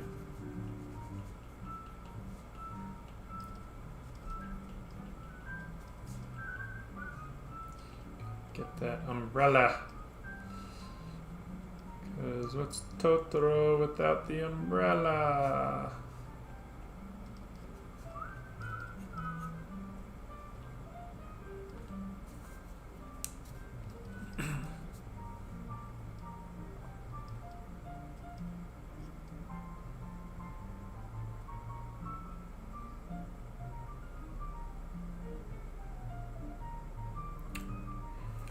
Yeah, absolutely. 27 is not at all too old. You know, I'd be lying if I said I haven't considered career changes, and I just turned 40 this year, so never let age stop you. Age doesn't matter. People are impressed, you know, by youngsters that can do amazing shit. Matt, how you doing, brother? Damn, it's been a minute. Okay, prime example, Simon Lee, right?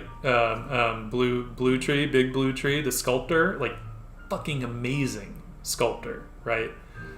That dude discovered he could sculpt, I want to say in like his late 30s or something like that, and he was in like banking, investment banker or something like that, and I think he was either early 40s or he might have been closer to 50 when he changed careers and decided he was gonna sculpt, because it turned out that he was really damn good at it, and he is really damn good at it, and now he's like a big time concept artist. So don't ever let age stop you for any reason.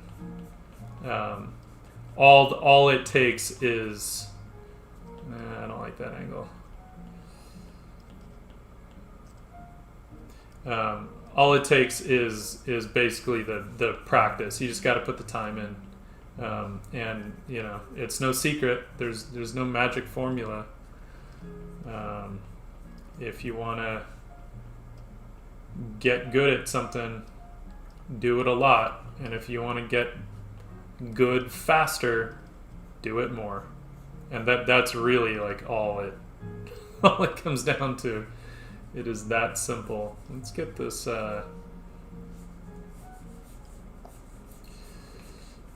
damn, Matt, where are you living these days, man?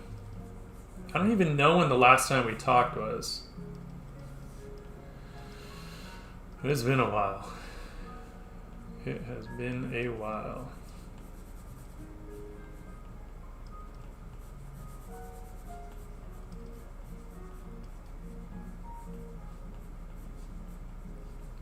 As I'm just sitting here painting Totoro. I watched it today on HBO Max. I was like, I want to paint Totoro. Because he's awesome. Complete shift from last night's piece. It's just all like dark and morbid.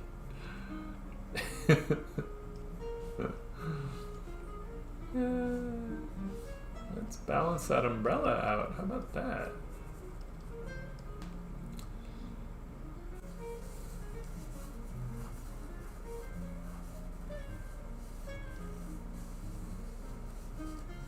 Yeah, dude, Simon Lee is amazing.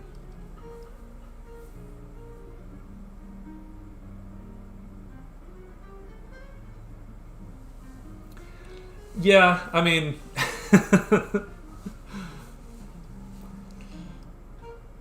Damn, really? That was the last time we talked? Holy shit. I don't even know, like, how many years ago was that, man? And Willie, yes, it's true. I mean, I went to animation school when I was 20 years old, and that was in 2000, you know, and that was 20 years ago.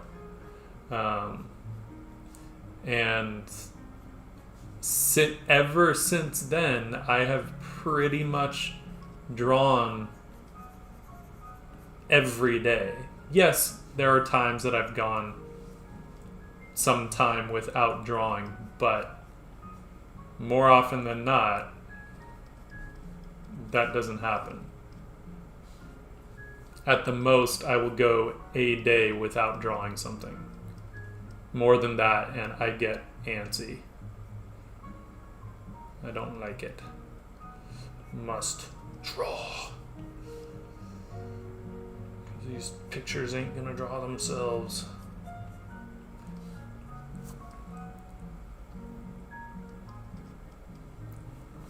Holy shit, did I know you had a stroke? I feel like I knew that, maybe.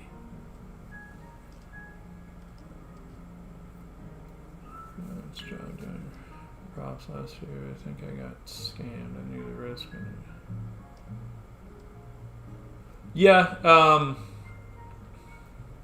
I feel like at a certain point we all kind of have to go through a bit of this scam shit. You know, I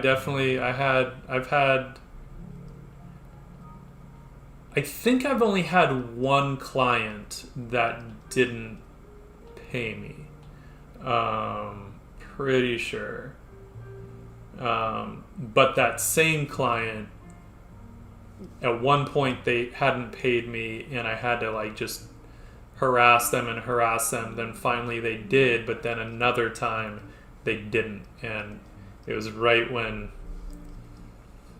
the recession was hitting hard in like 2009, and they actually ended up just closing up shop. The owner like pulled all his investments, fired everyone the week before Christmas, and moved to Mexico. So I never got that money.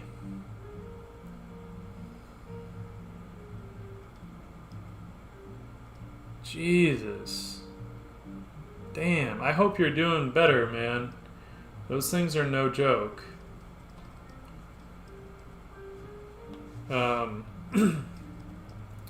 Because do I remember that you had gotten a divorce, right?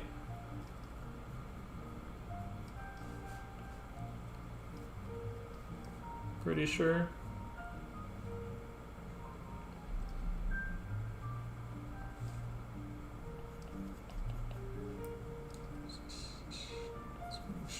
get.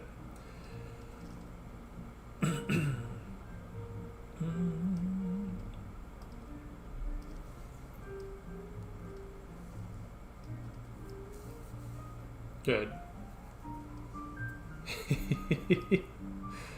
Autumn. We got Matthew Adams in the house, bro.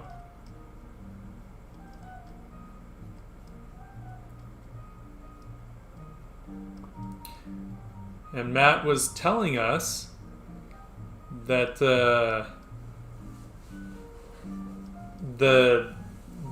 I think we had all had dinner at the Granville, right? It was the last time we saw each other, and he was saying that night he had a stroke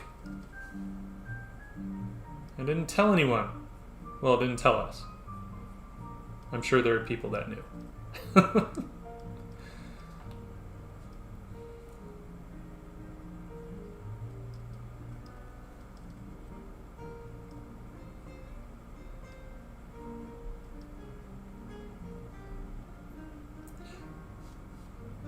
Ta-ta-da! Yeah, for real. For real, brother.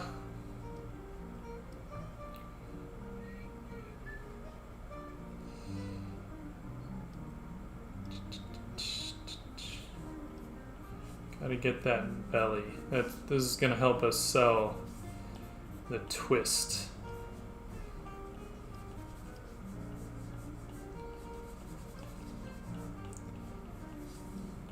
I want him almost like he's what's the technical term when aircrafts do that, like that kind of a thing? There's a technical term for that. And I want a bit of that kind of a vibe.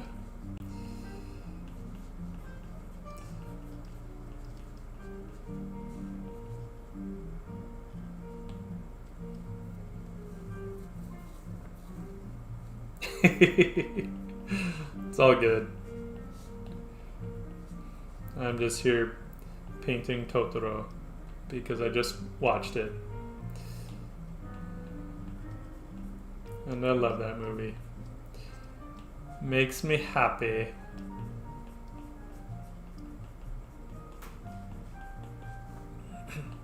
And I still felt like painting like a night scene, so I was like, let's do that.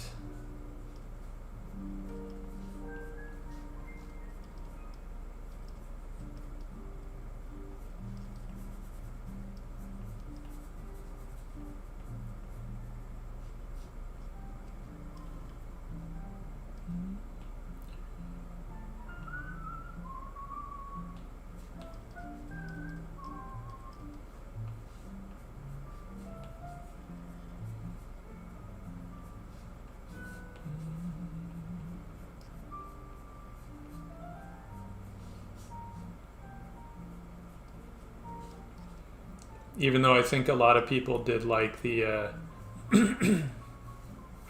hey Grayscale J, thank you. Thanks for asking questions. That always helps.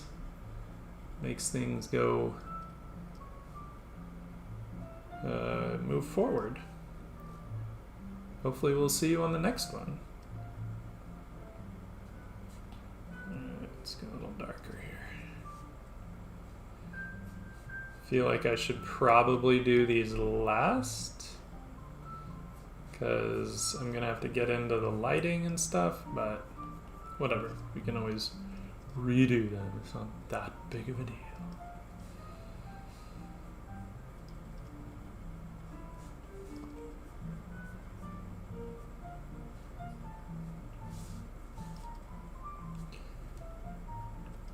Debating, I kind of want to get some of the moonlight like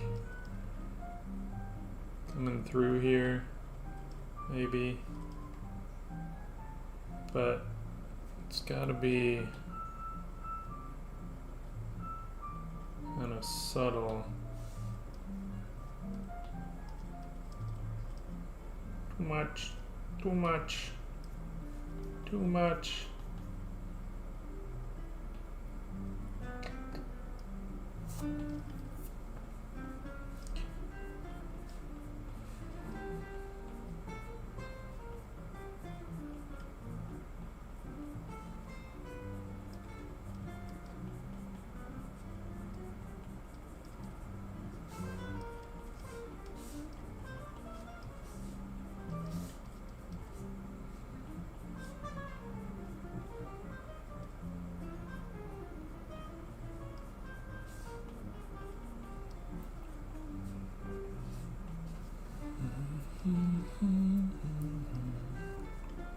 Alright, let's get some light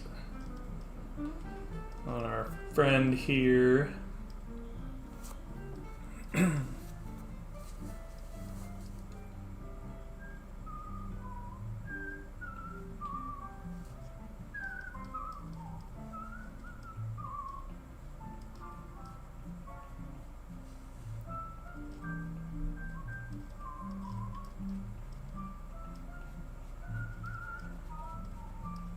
One of these days I will do a painting of the cat bus, because the thing's the best.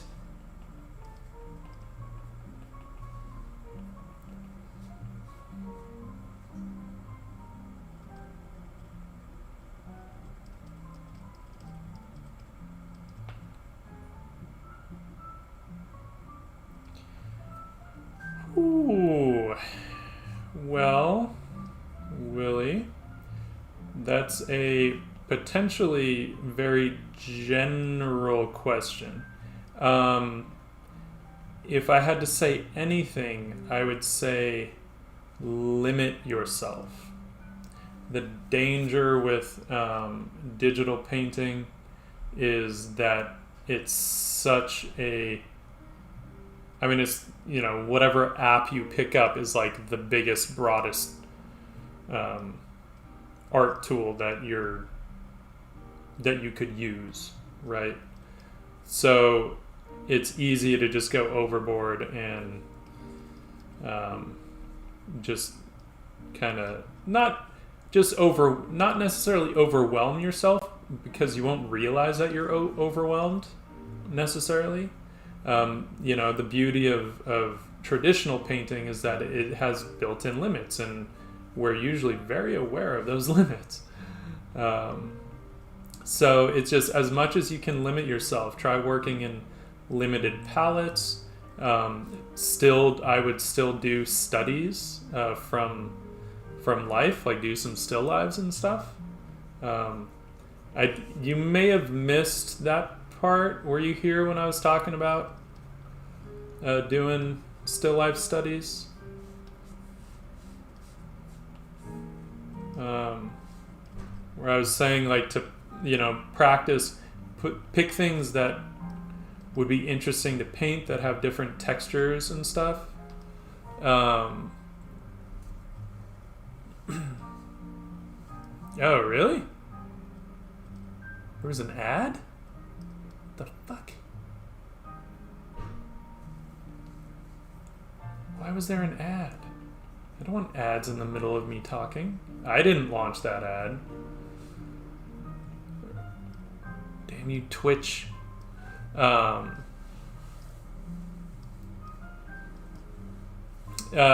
so I would say just kind of limit yourself when you're doing digital painting, and you know, just because you have the entire program at your disposal doesn't necessarily mean that you should use it, especially if you're kind of just breaking into it, right? So try limiting the layers that you use. Try still working within some limited color palettes, and then do studies from life. You know, set yourself up some cool still lives.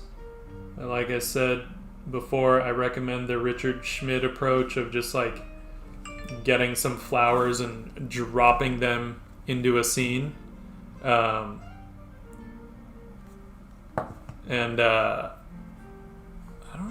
can turn up my mic, to be honest. I don't know what my volume's at. My volume's pretty high on this mic. I think I just didn't have it close enough.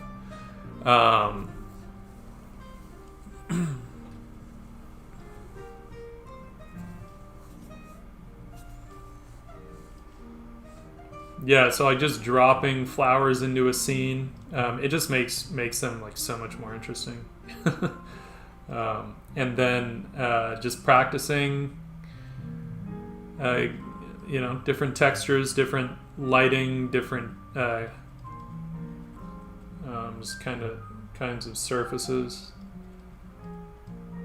But it's a road, man, and it is a marathon. So definitely, like, you know, don't get too impatient, because while we want that fire, right? We always want that fire to push ourselves, but we don't. We also need to be aware that it doesn't just happen overnight, right? Oops, gotta be careful.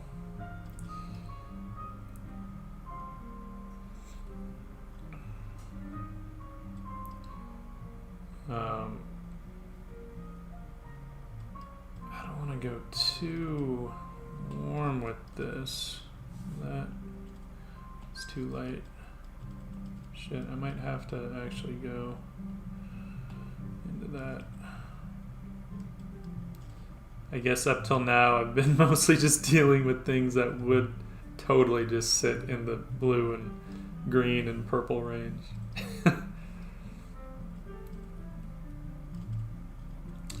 Let's get a little bit of that.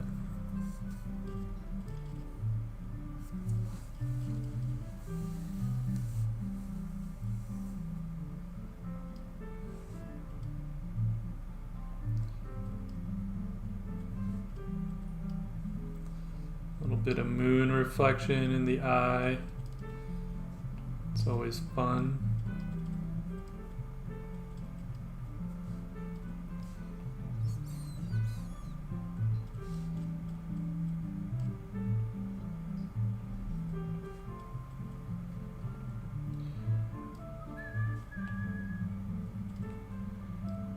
Alright, how many?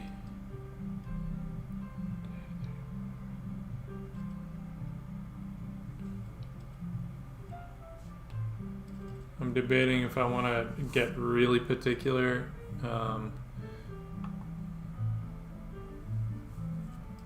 think he has, like, is it 5 and 4?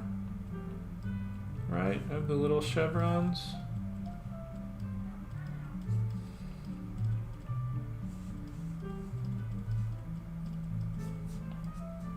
Nope, not that much.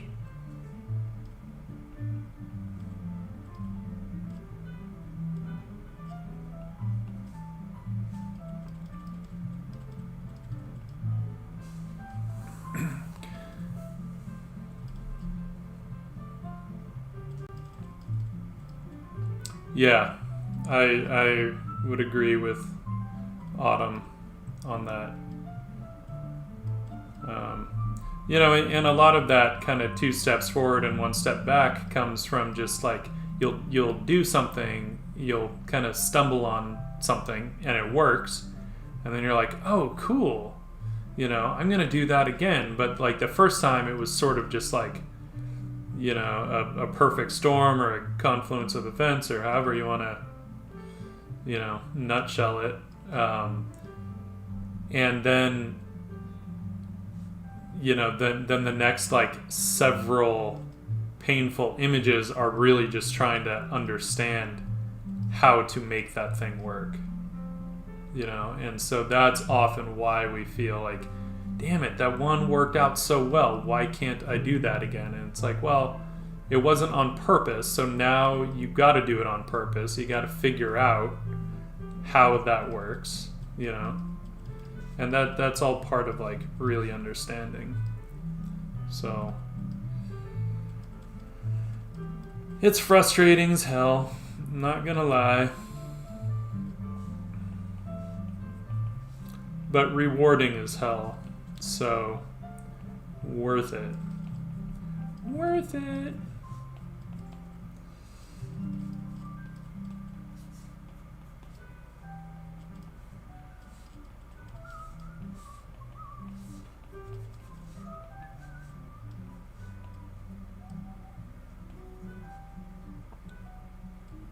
I'm gonna get his little claws.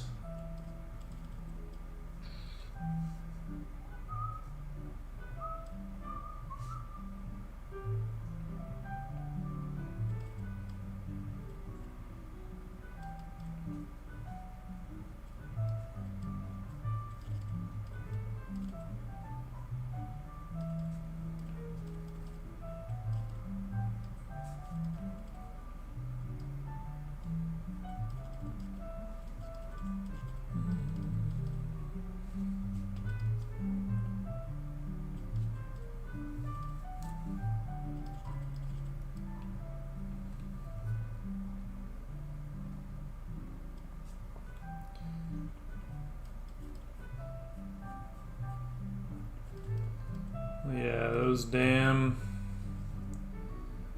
bad images, man. We have all been there. Hate those things.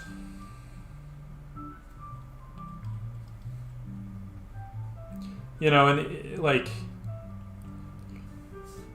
it's not to say that the bad images stop at some point. I think more than anything, over time, you just learn how to get yourself out of it, you know, out of a bad situation. So you kind of learn that it's like, oh, damn it, this is getting away from me. So then over time you develop like, you know, solutions. You end up getting, that's what it is.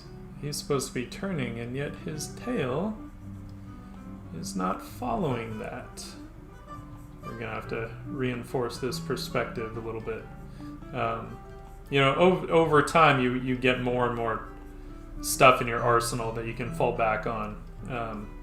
You know, you get more experience with certain situations, and you're like, oh, I know where this one's going. And it ain't the direction I want.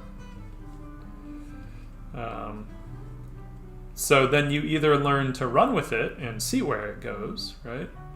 Never know. Might discover something new and cool for yourself. Or you learn to kind of wrangle it back into place. Both are valid. It just depends on how specific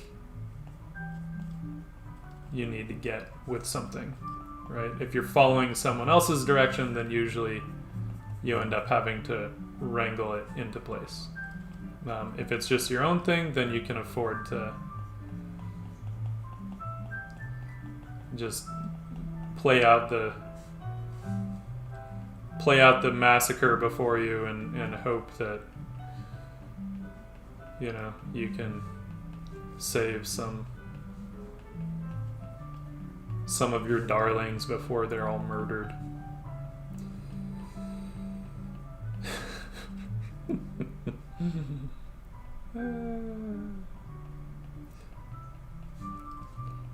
No, murder your darlings. Murder them all.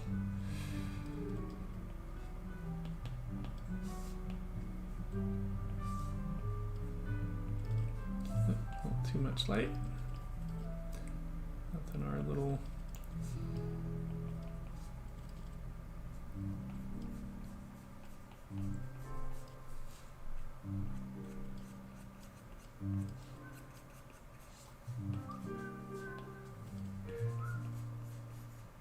Actually want to get some fall off happening here.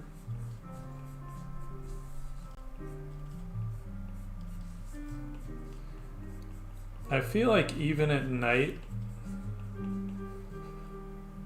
that high up in the air, you're not going to get like crazy shadows under the belly, right? Because there's nothing to like totally block that light. It's still going to get some reflected light from the ground, especially knowing that there's like water and stuff. Did I not grab that color? No, I did not. So I don't want to go too dark with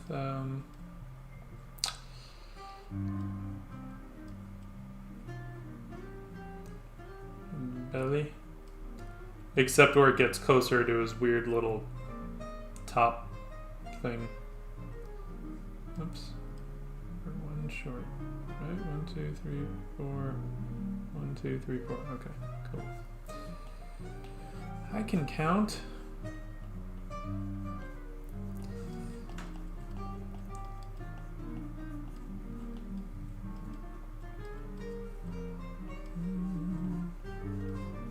Just like right under there, we'll get a bit more shadow, but here I actually want to bring in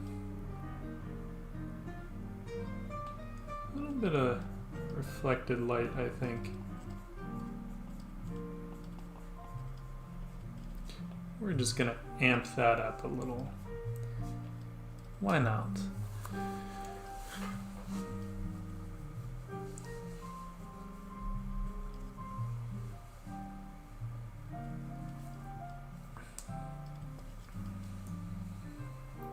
My pleasure, Hugo.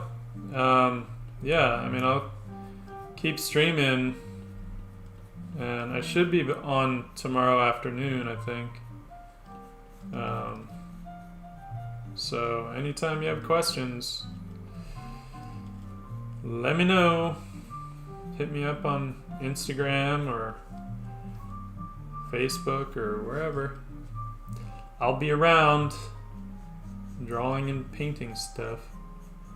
I don't want to lose that from the top.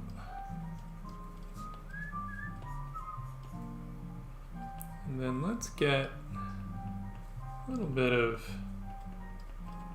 get more of that fur happening. Right. Oh, Totoro.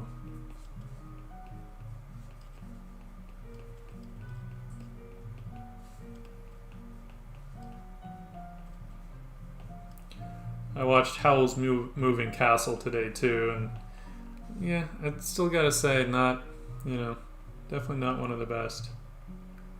It's like the good ones just capture me, and then the other ones are, I'm kind of like, yeah, I mean, they're cool, they're still good, obviously, but in comparison, well, there is no comparison. Spirited Away, Mononoke, Totoro.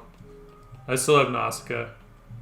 I like Castle in the Sky, though I think I should probably watch the Japanese version, because I can't do James Vanderbeek, man.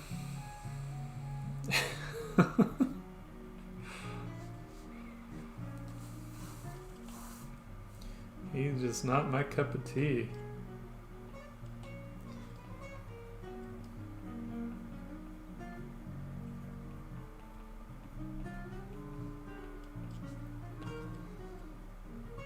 But it's hard if you put it on while you're working, you know. Then that's where the dubs come in handy.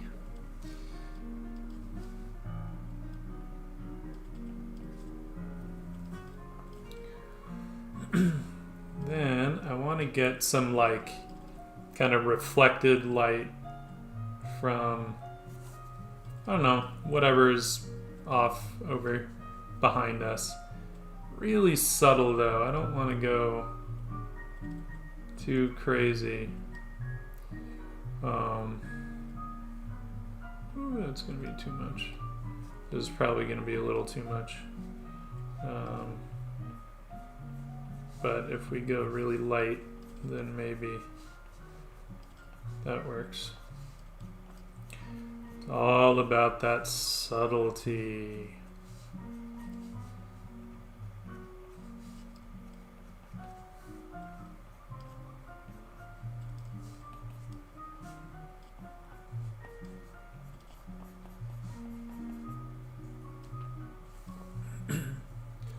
Hello, Art Rich Studio.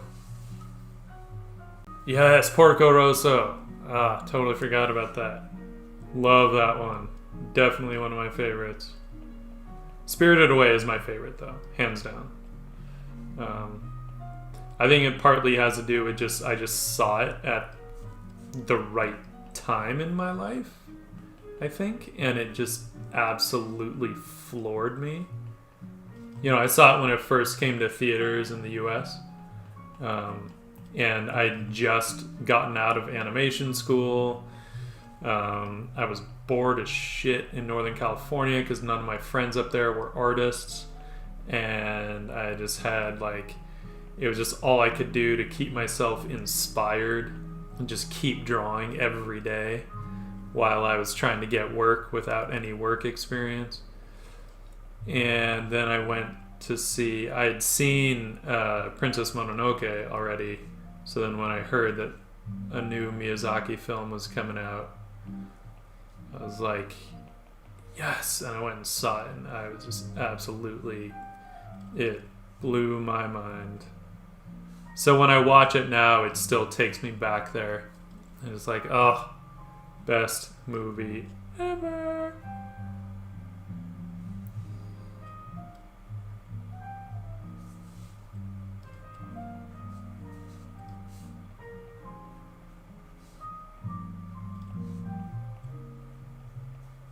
Because after animation school, I moved back home to NorCal. That's why I was there, by the way. You know, I kind of want to get a little bit of... I just want to tease just a little bit of, warm light. Just seeing that we have the little houses and stuff back there. I almost, even though there's no way that light would reach up to Totoro here, but you know what? This is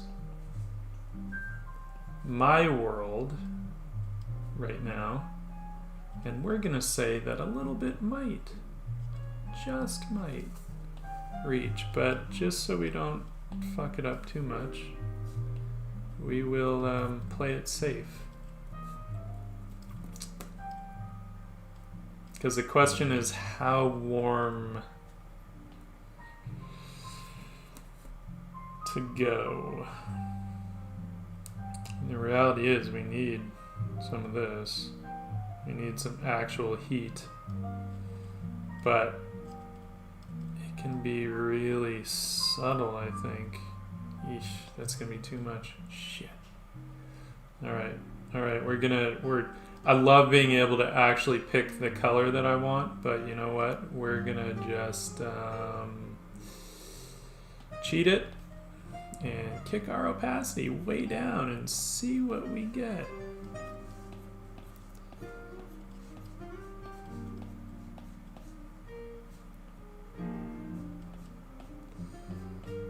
Yes, you all saw me cheat my color.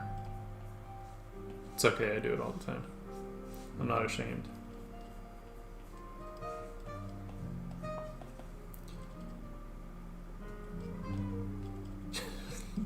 Okay, apparently it was an almost total gray. Damn you, subtle color ranges. Foiled again.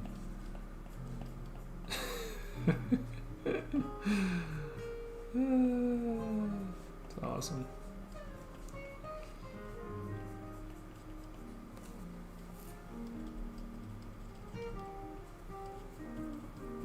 Let's get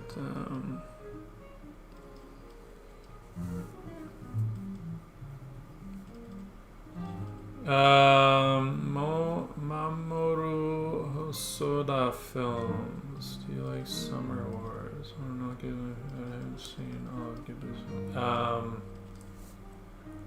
I have not seen Summer Wars. To be honest, a little bit of a sky reflection, right? To kind of push the materials a little bit.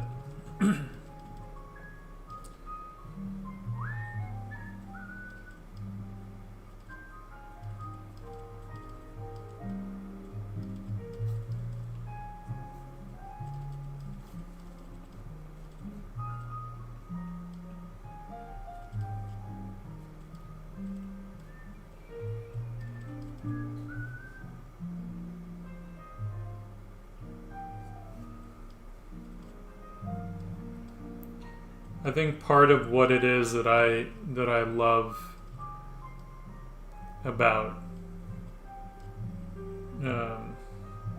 the Studio Ghibli stuff is that it has its own look. Obviously, we all know that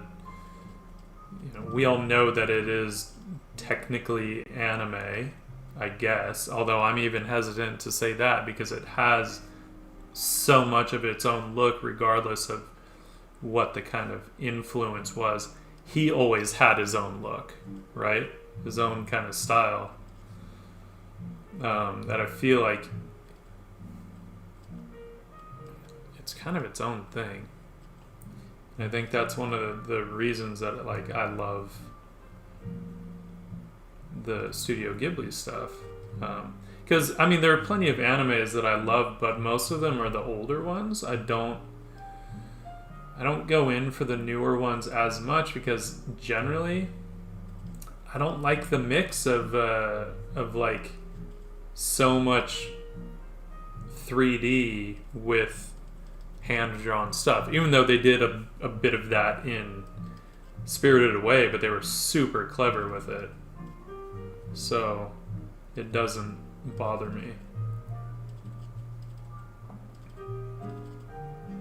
And they did it in a way where they textured it with traditional stuff, right? So like they would create something in like watercolor or poster color and then put that on a 3D model for the texture. So it didn't have that look as much.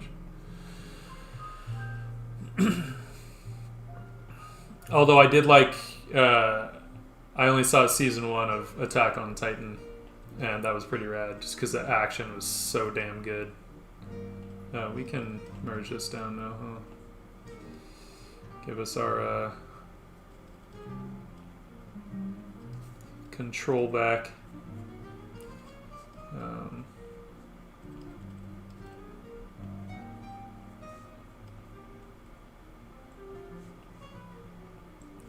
I'm spending way too much time on this top, and I'm not getting anywhere with it. Alright, let's do this for real. Come on. This is bullshit. I think because I don't actually know what material it is, I feel like it's probably something shiny, and I'm not making a decision as to how... Whoa!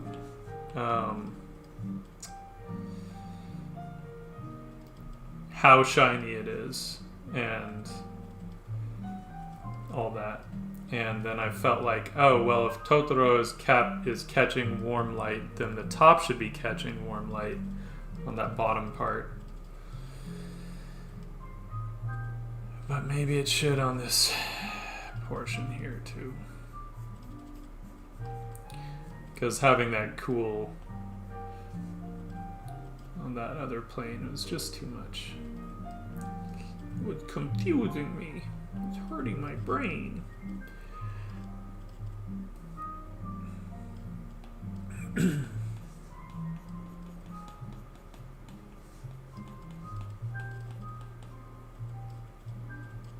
Yeah. Now I do want to punch up the rim lights on our boy here. Oh.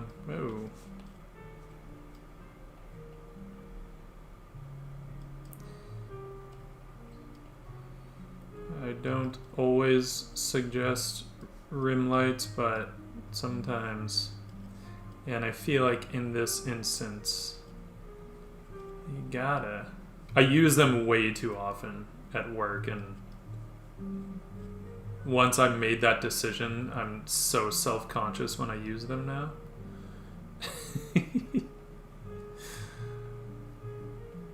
But, you know, movie posters, dude. They love that shit. Rim lights. I mean, they'll just throw rim lights on stuff just because that's what a poster needs, is rim lights. Nah, it's been a long time since I saw something too egregious. I remember seeing one. I don't remember what the poster was, and I don't remember which agency did it. I just remember laughing because they literally put an atmosphere layer and rim lights between like every character, and they were all supposed to be in the same scene. I just remember looking at it and laughing, and I cannot remember what it was for. You know, it's one thing in a montage, fine. It's not a real scene, so can totally get away with it. But when you need the characters to actually occupy the same space, they're like 3 feet apart, and somehow there's atmosphere between them, like legit atmosphere, but it only is enough to extend like maybe a foot past so that you can see the other character. My mic thing. Then it just gets kind of silly. Yeah, there we go. Just enough to kind of pop him forward a bit is what we want.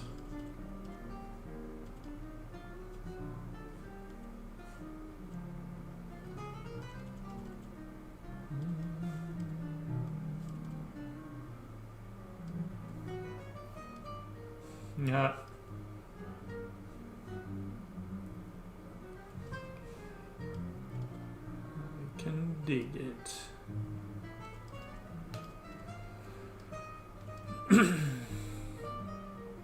Alright.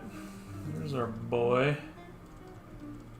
I wonder if we want to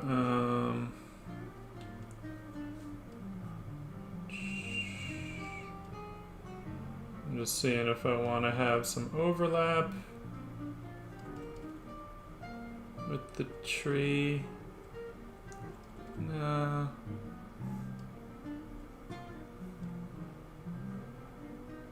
Maybe just a little closer to the tree.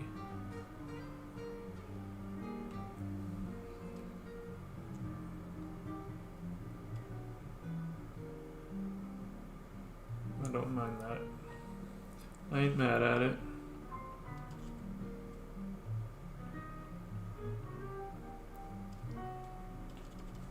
But of course, I saw these weird little artifacts as I was moving it around.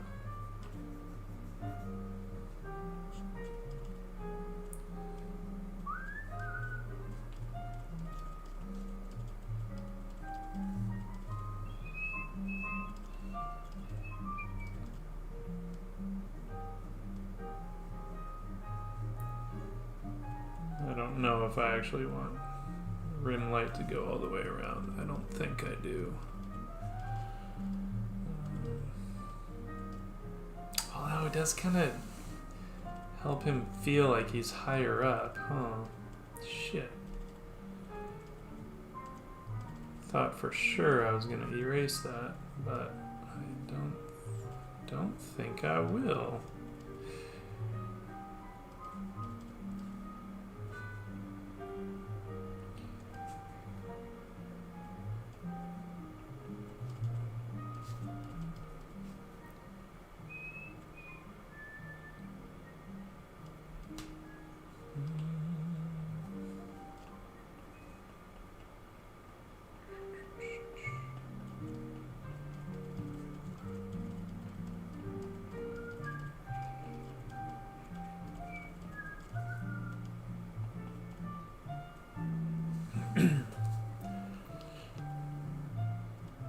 Well, that's fun. All right, let's do a little bit of like post-production sort of stuff, post-production-y things. Right.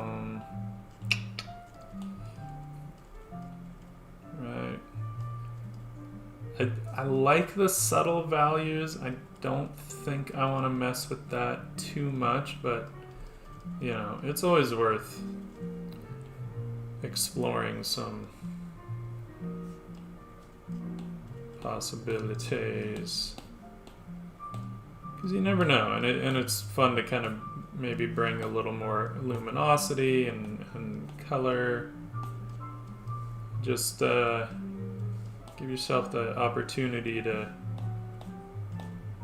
keep it a little subtle, right?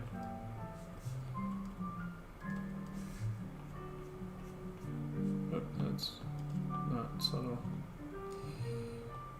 That wasn't subtle.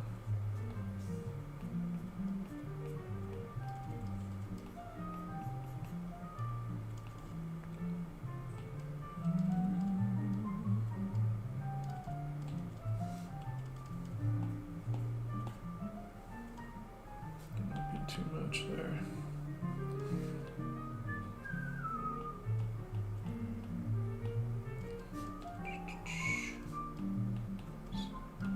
So, you know, I can hit the houses with a little bit of warmth. I feel like I should maybe cheat some reflected lights in the water just a little bit. Because you got to. I'm glad you have food. We all need food. Yeah, oh man, I hate that, like when you're like hungry. This is not working. Why isn't this working? It really doesn't want to do it, huh? Huh. Interesting. I wonder if that's the brush or the layer. It must be the layer.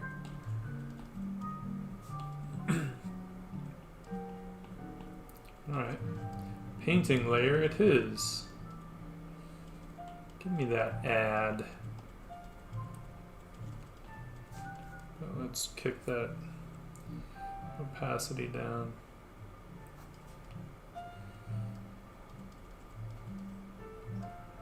Because the reflection should not be as bright as the actual house, right? The actual lights. Like that's almost the only one that would reflect. That's cool. That works. I'm okay with that. Alright. Alright. Let's get back to our overlay.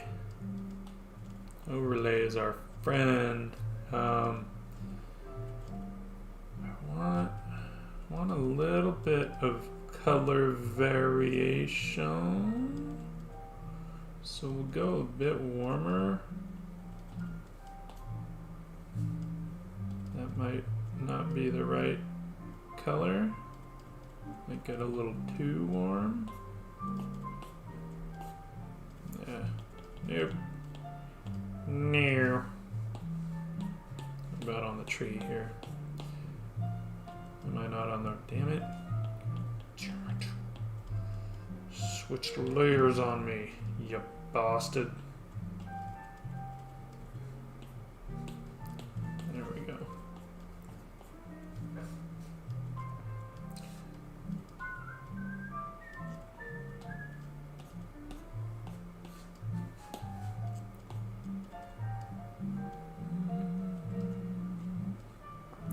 Actually, I feel like I'd actually go the other way. Bring a little bit of green into the closer areas. Like we're picking up a little bit more color. I like that. I like that. One last, maybe not one last thing, but another thing. I like to just kind of create layers of stuff. Layers of stuff.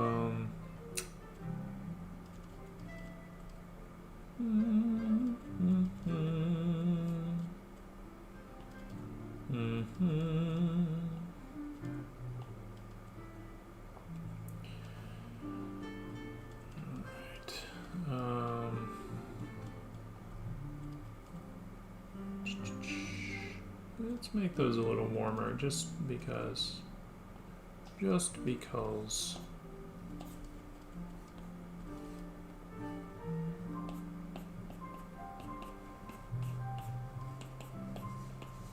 I don't want a lot of these. I'll probably end up erasing some of them.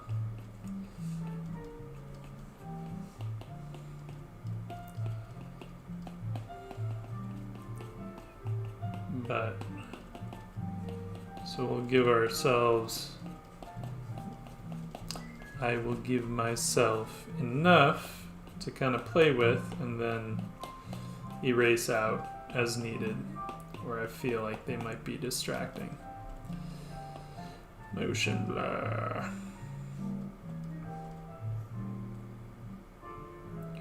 Whee.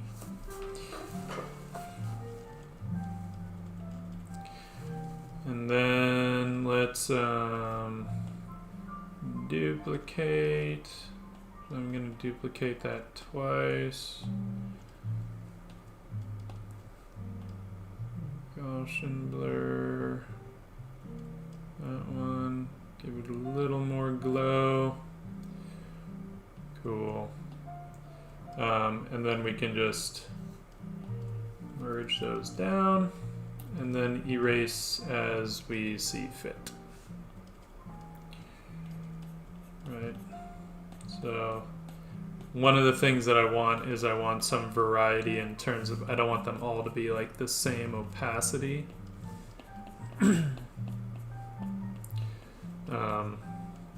I probably should have thought about how I might make them not the same length all around, but I didn't. Would have been easy, just blur them on two separate layers, one more than the other, and I didn't do it, so that's fine. Live and learn, right? We even got the Totoro music happening.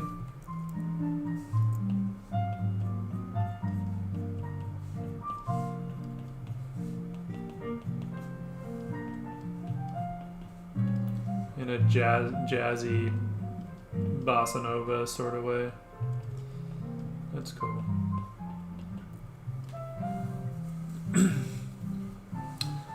Thanks, man.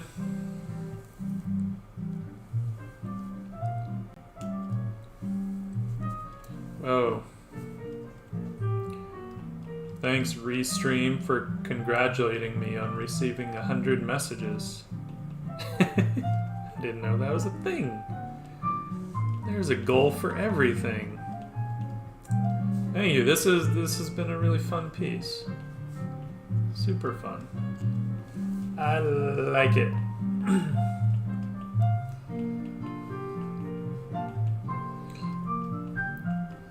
Probably should have done what I should have done, and maybe is not too late. Let's just do this.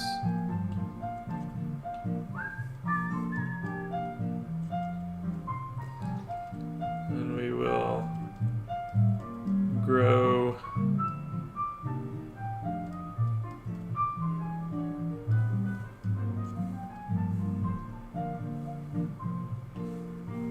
make it even bigger, give us some real foreground, just some depth, right? We don't want them all to be like the exact same size. Actually, one other thing we can do is that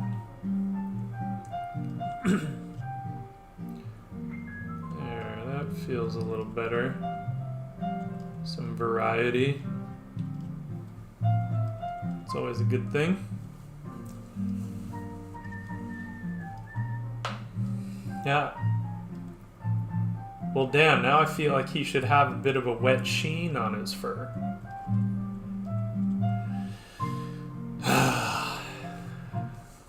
Just made more work for myself. That's okay.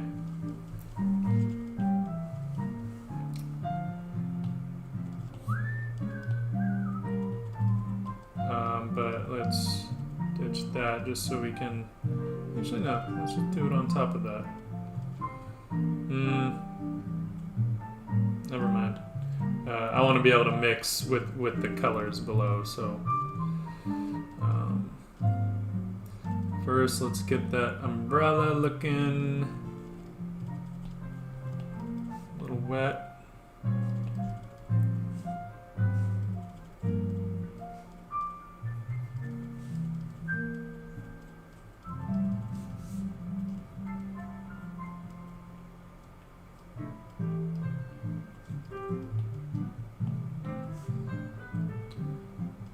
So catching some of those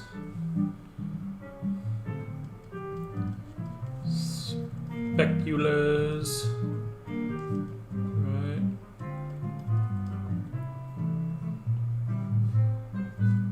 Doesn't take much, hopefully.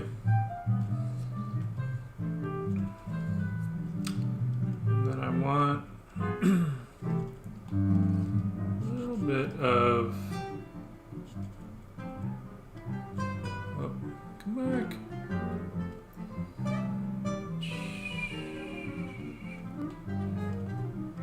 Try this. Don't know exactly how I want to show.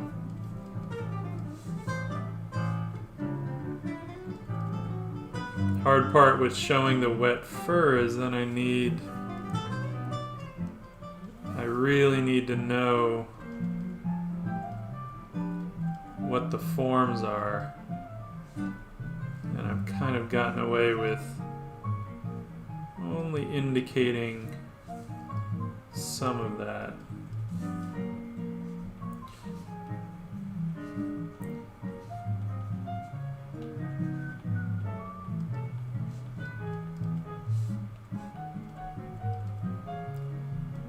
But it's cool. We can do it.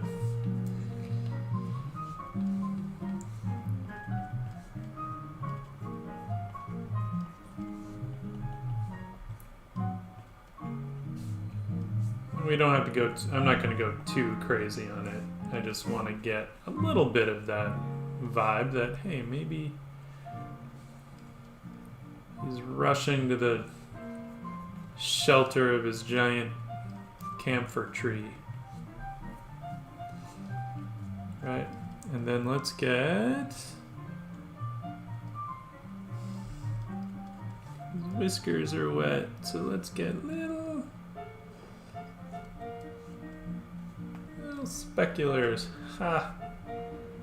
I can dig it.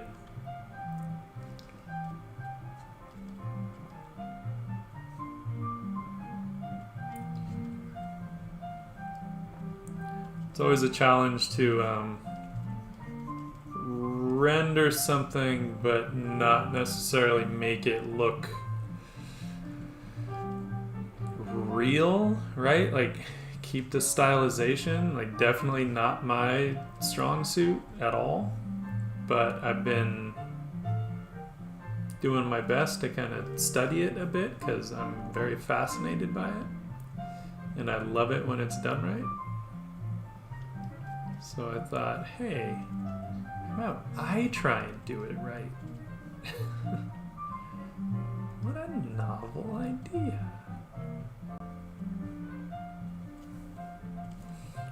Alright.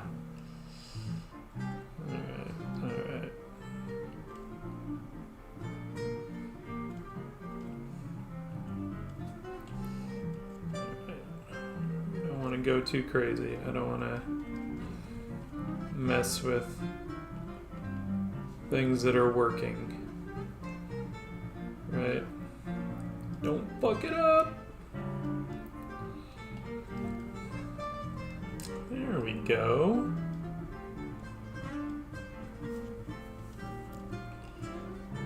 The only other thing. Now this tree looks a little not as cool.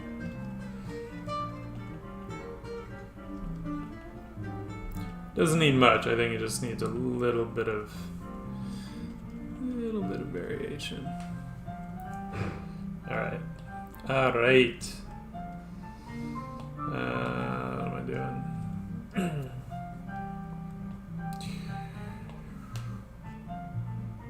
Whoops, I did not want to paste that on that layer, although that looks kind of cool. Damn. Wait, what did that do? Why did that change? Oh, because it's doing all that stuff on top of...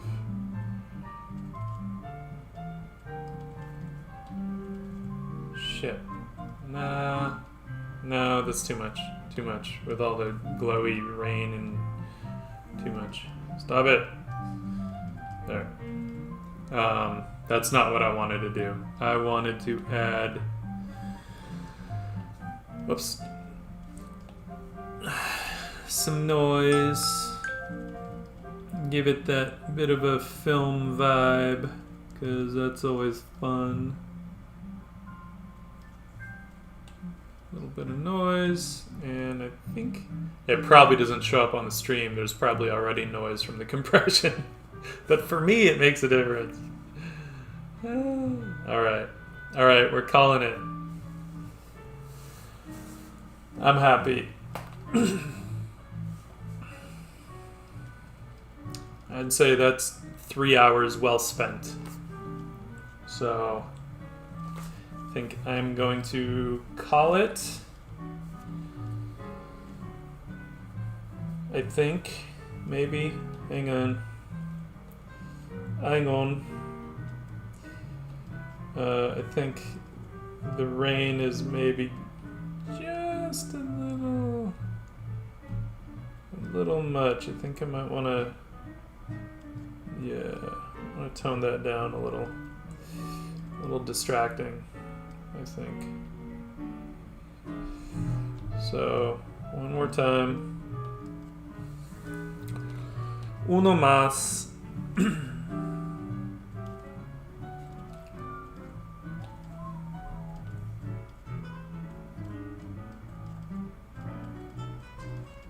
Okay. There we go. Now I think we're done. Right? Yeah, I like it more with the more subtle rain. I think that's better. That looks too... That's what I get for making glowing rain.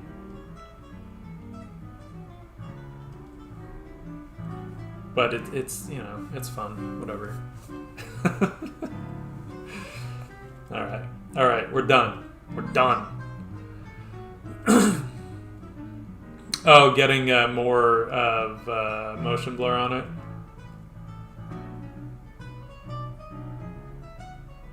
Possibly. Just for shits and giggles. We can try it. Let's see what it would look like if we, like, really... You know, like, I don't hate that. The only thing, yeah, damn.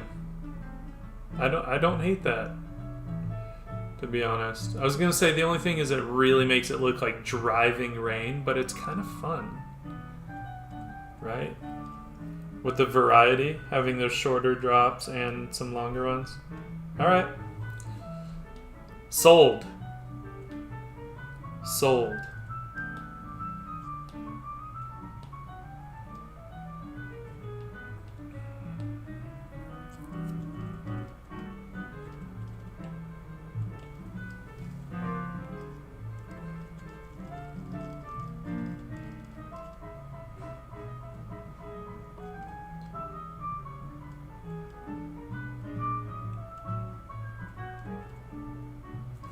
There. Okay. Now we're done. Thank you, Shura. I say that we're done, but...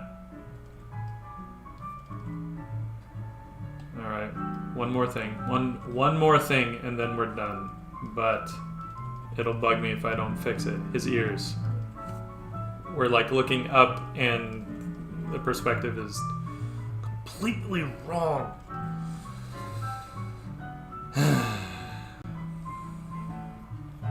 But it's one of those things that I won't be able to unsee it if I don't do something about it. You know? So, I gotta fix it. I gots to.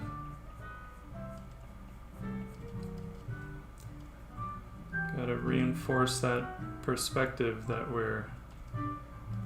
Oh. Not that way, though.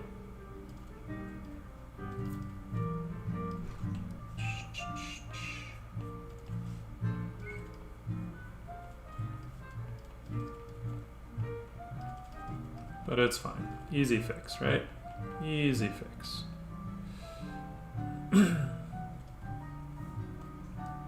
There we go. There. One more time.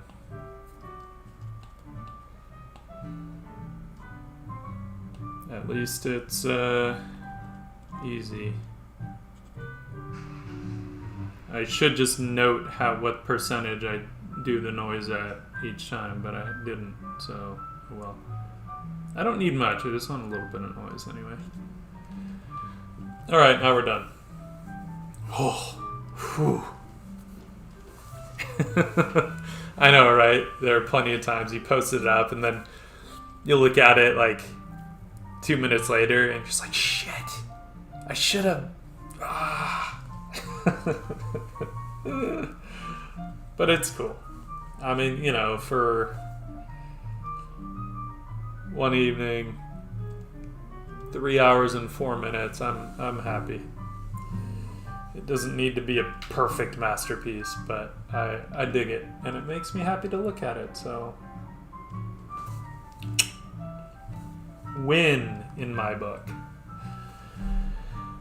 Alright, folks, I am going to call it for the night.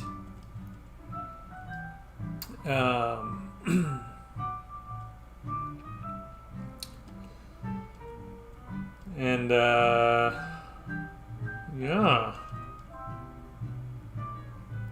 yeah, done and done. I should be back on tomorrow afternoon. I think 1 p.m.-ish Pacific time, I'm pretty sure. Unless girlfriend has other plans. But for now, I'm going to be back tomorrow afternoon. So I will see y'all then. I don't know if I can make prints, to be honest. Legally. I don't know, because it'd be one thing if I did an original painting. I could sell that. But as soon as you make a print, it becomes a product. Now, some companies don't go after artists for that, but some do. And technically, they would be within their rights. Whoever has the Totoro rights could come after me if I made prints and sold them. I don't know if they would, but I don't want to take a chance. I don't want to get sued. All right. Thank you for joining me, everyone. Super appreciate it. And thank you for all the questions. Always makes things a lot more interesting. Shura, thank you for the suggestion on the rain. You were spot on. So, props. All right, folks. That's it. Y'all have a good night, and we'll see y'all tomorrow.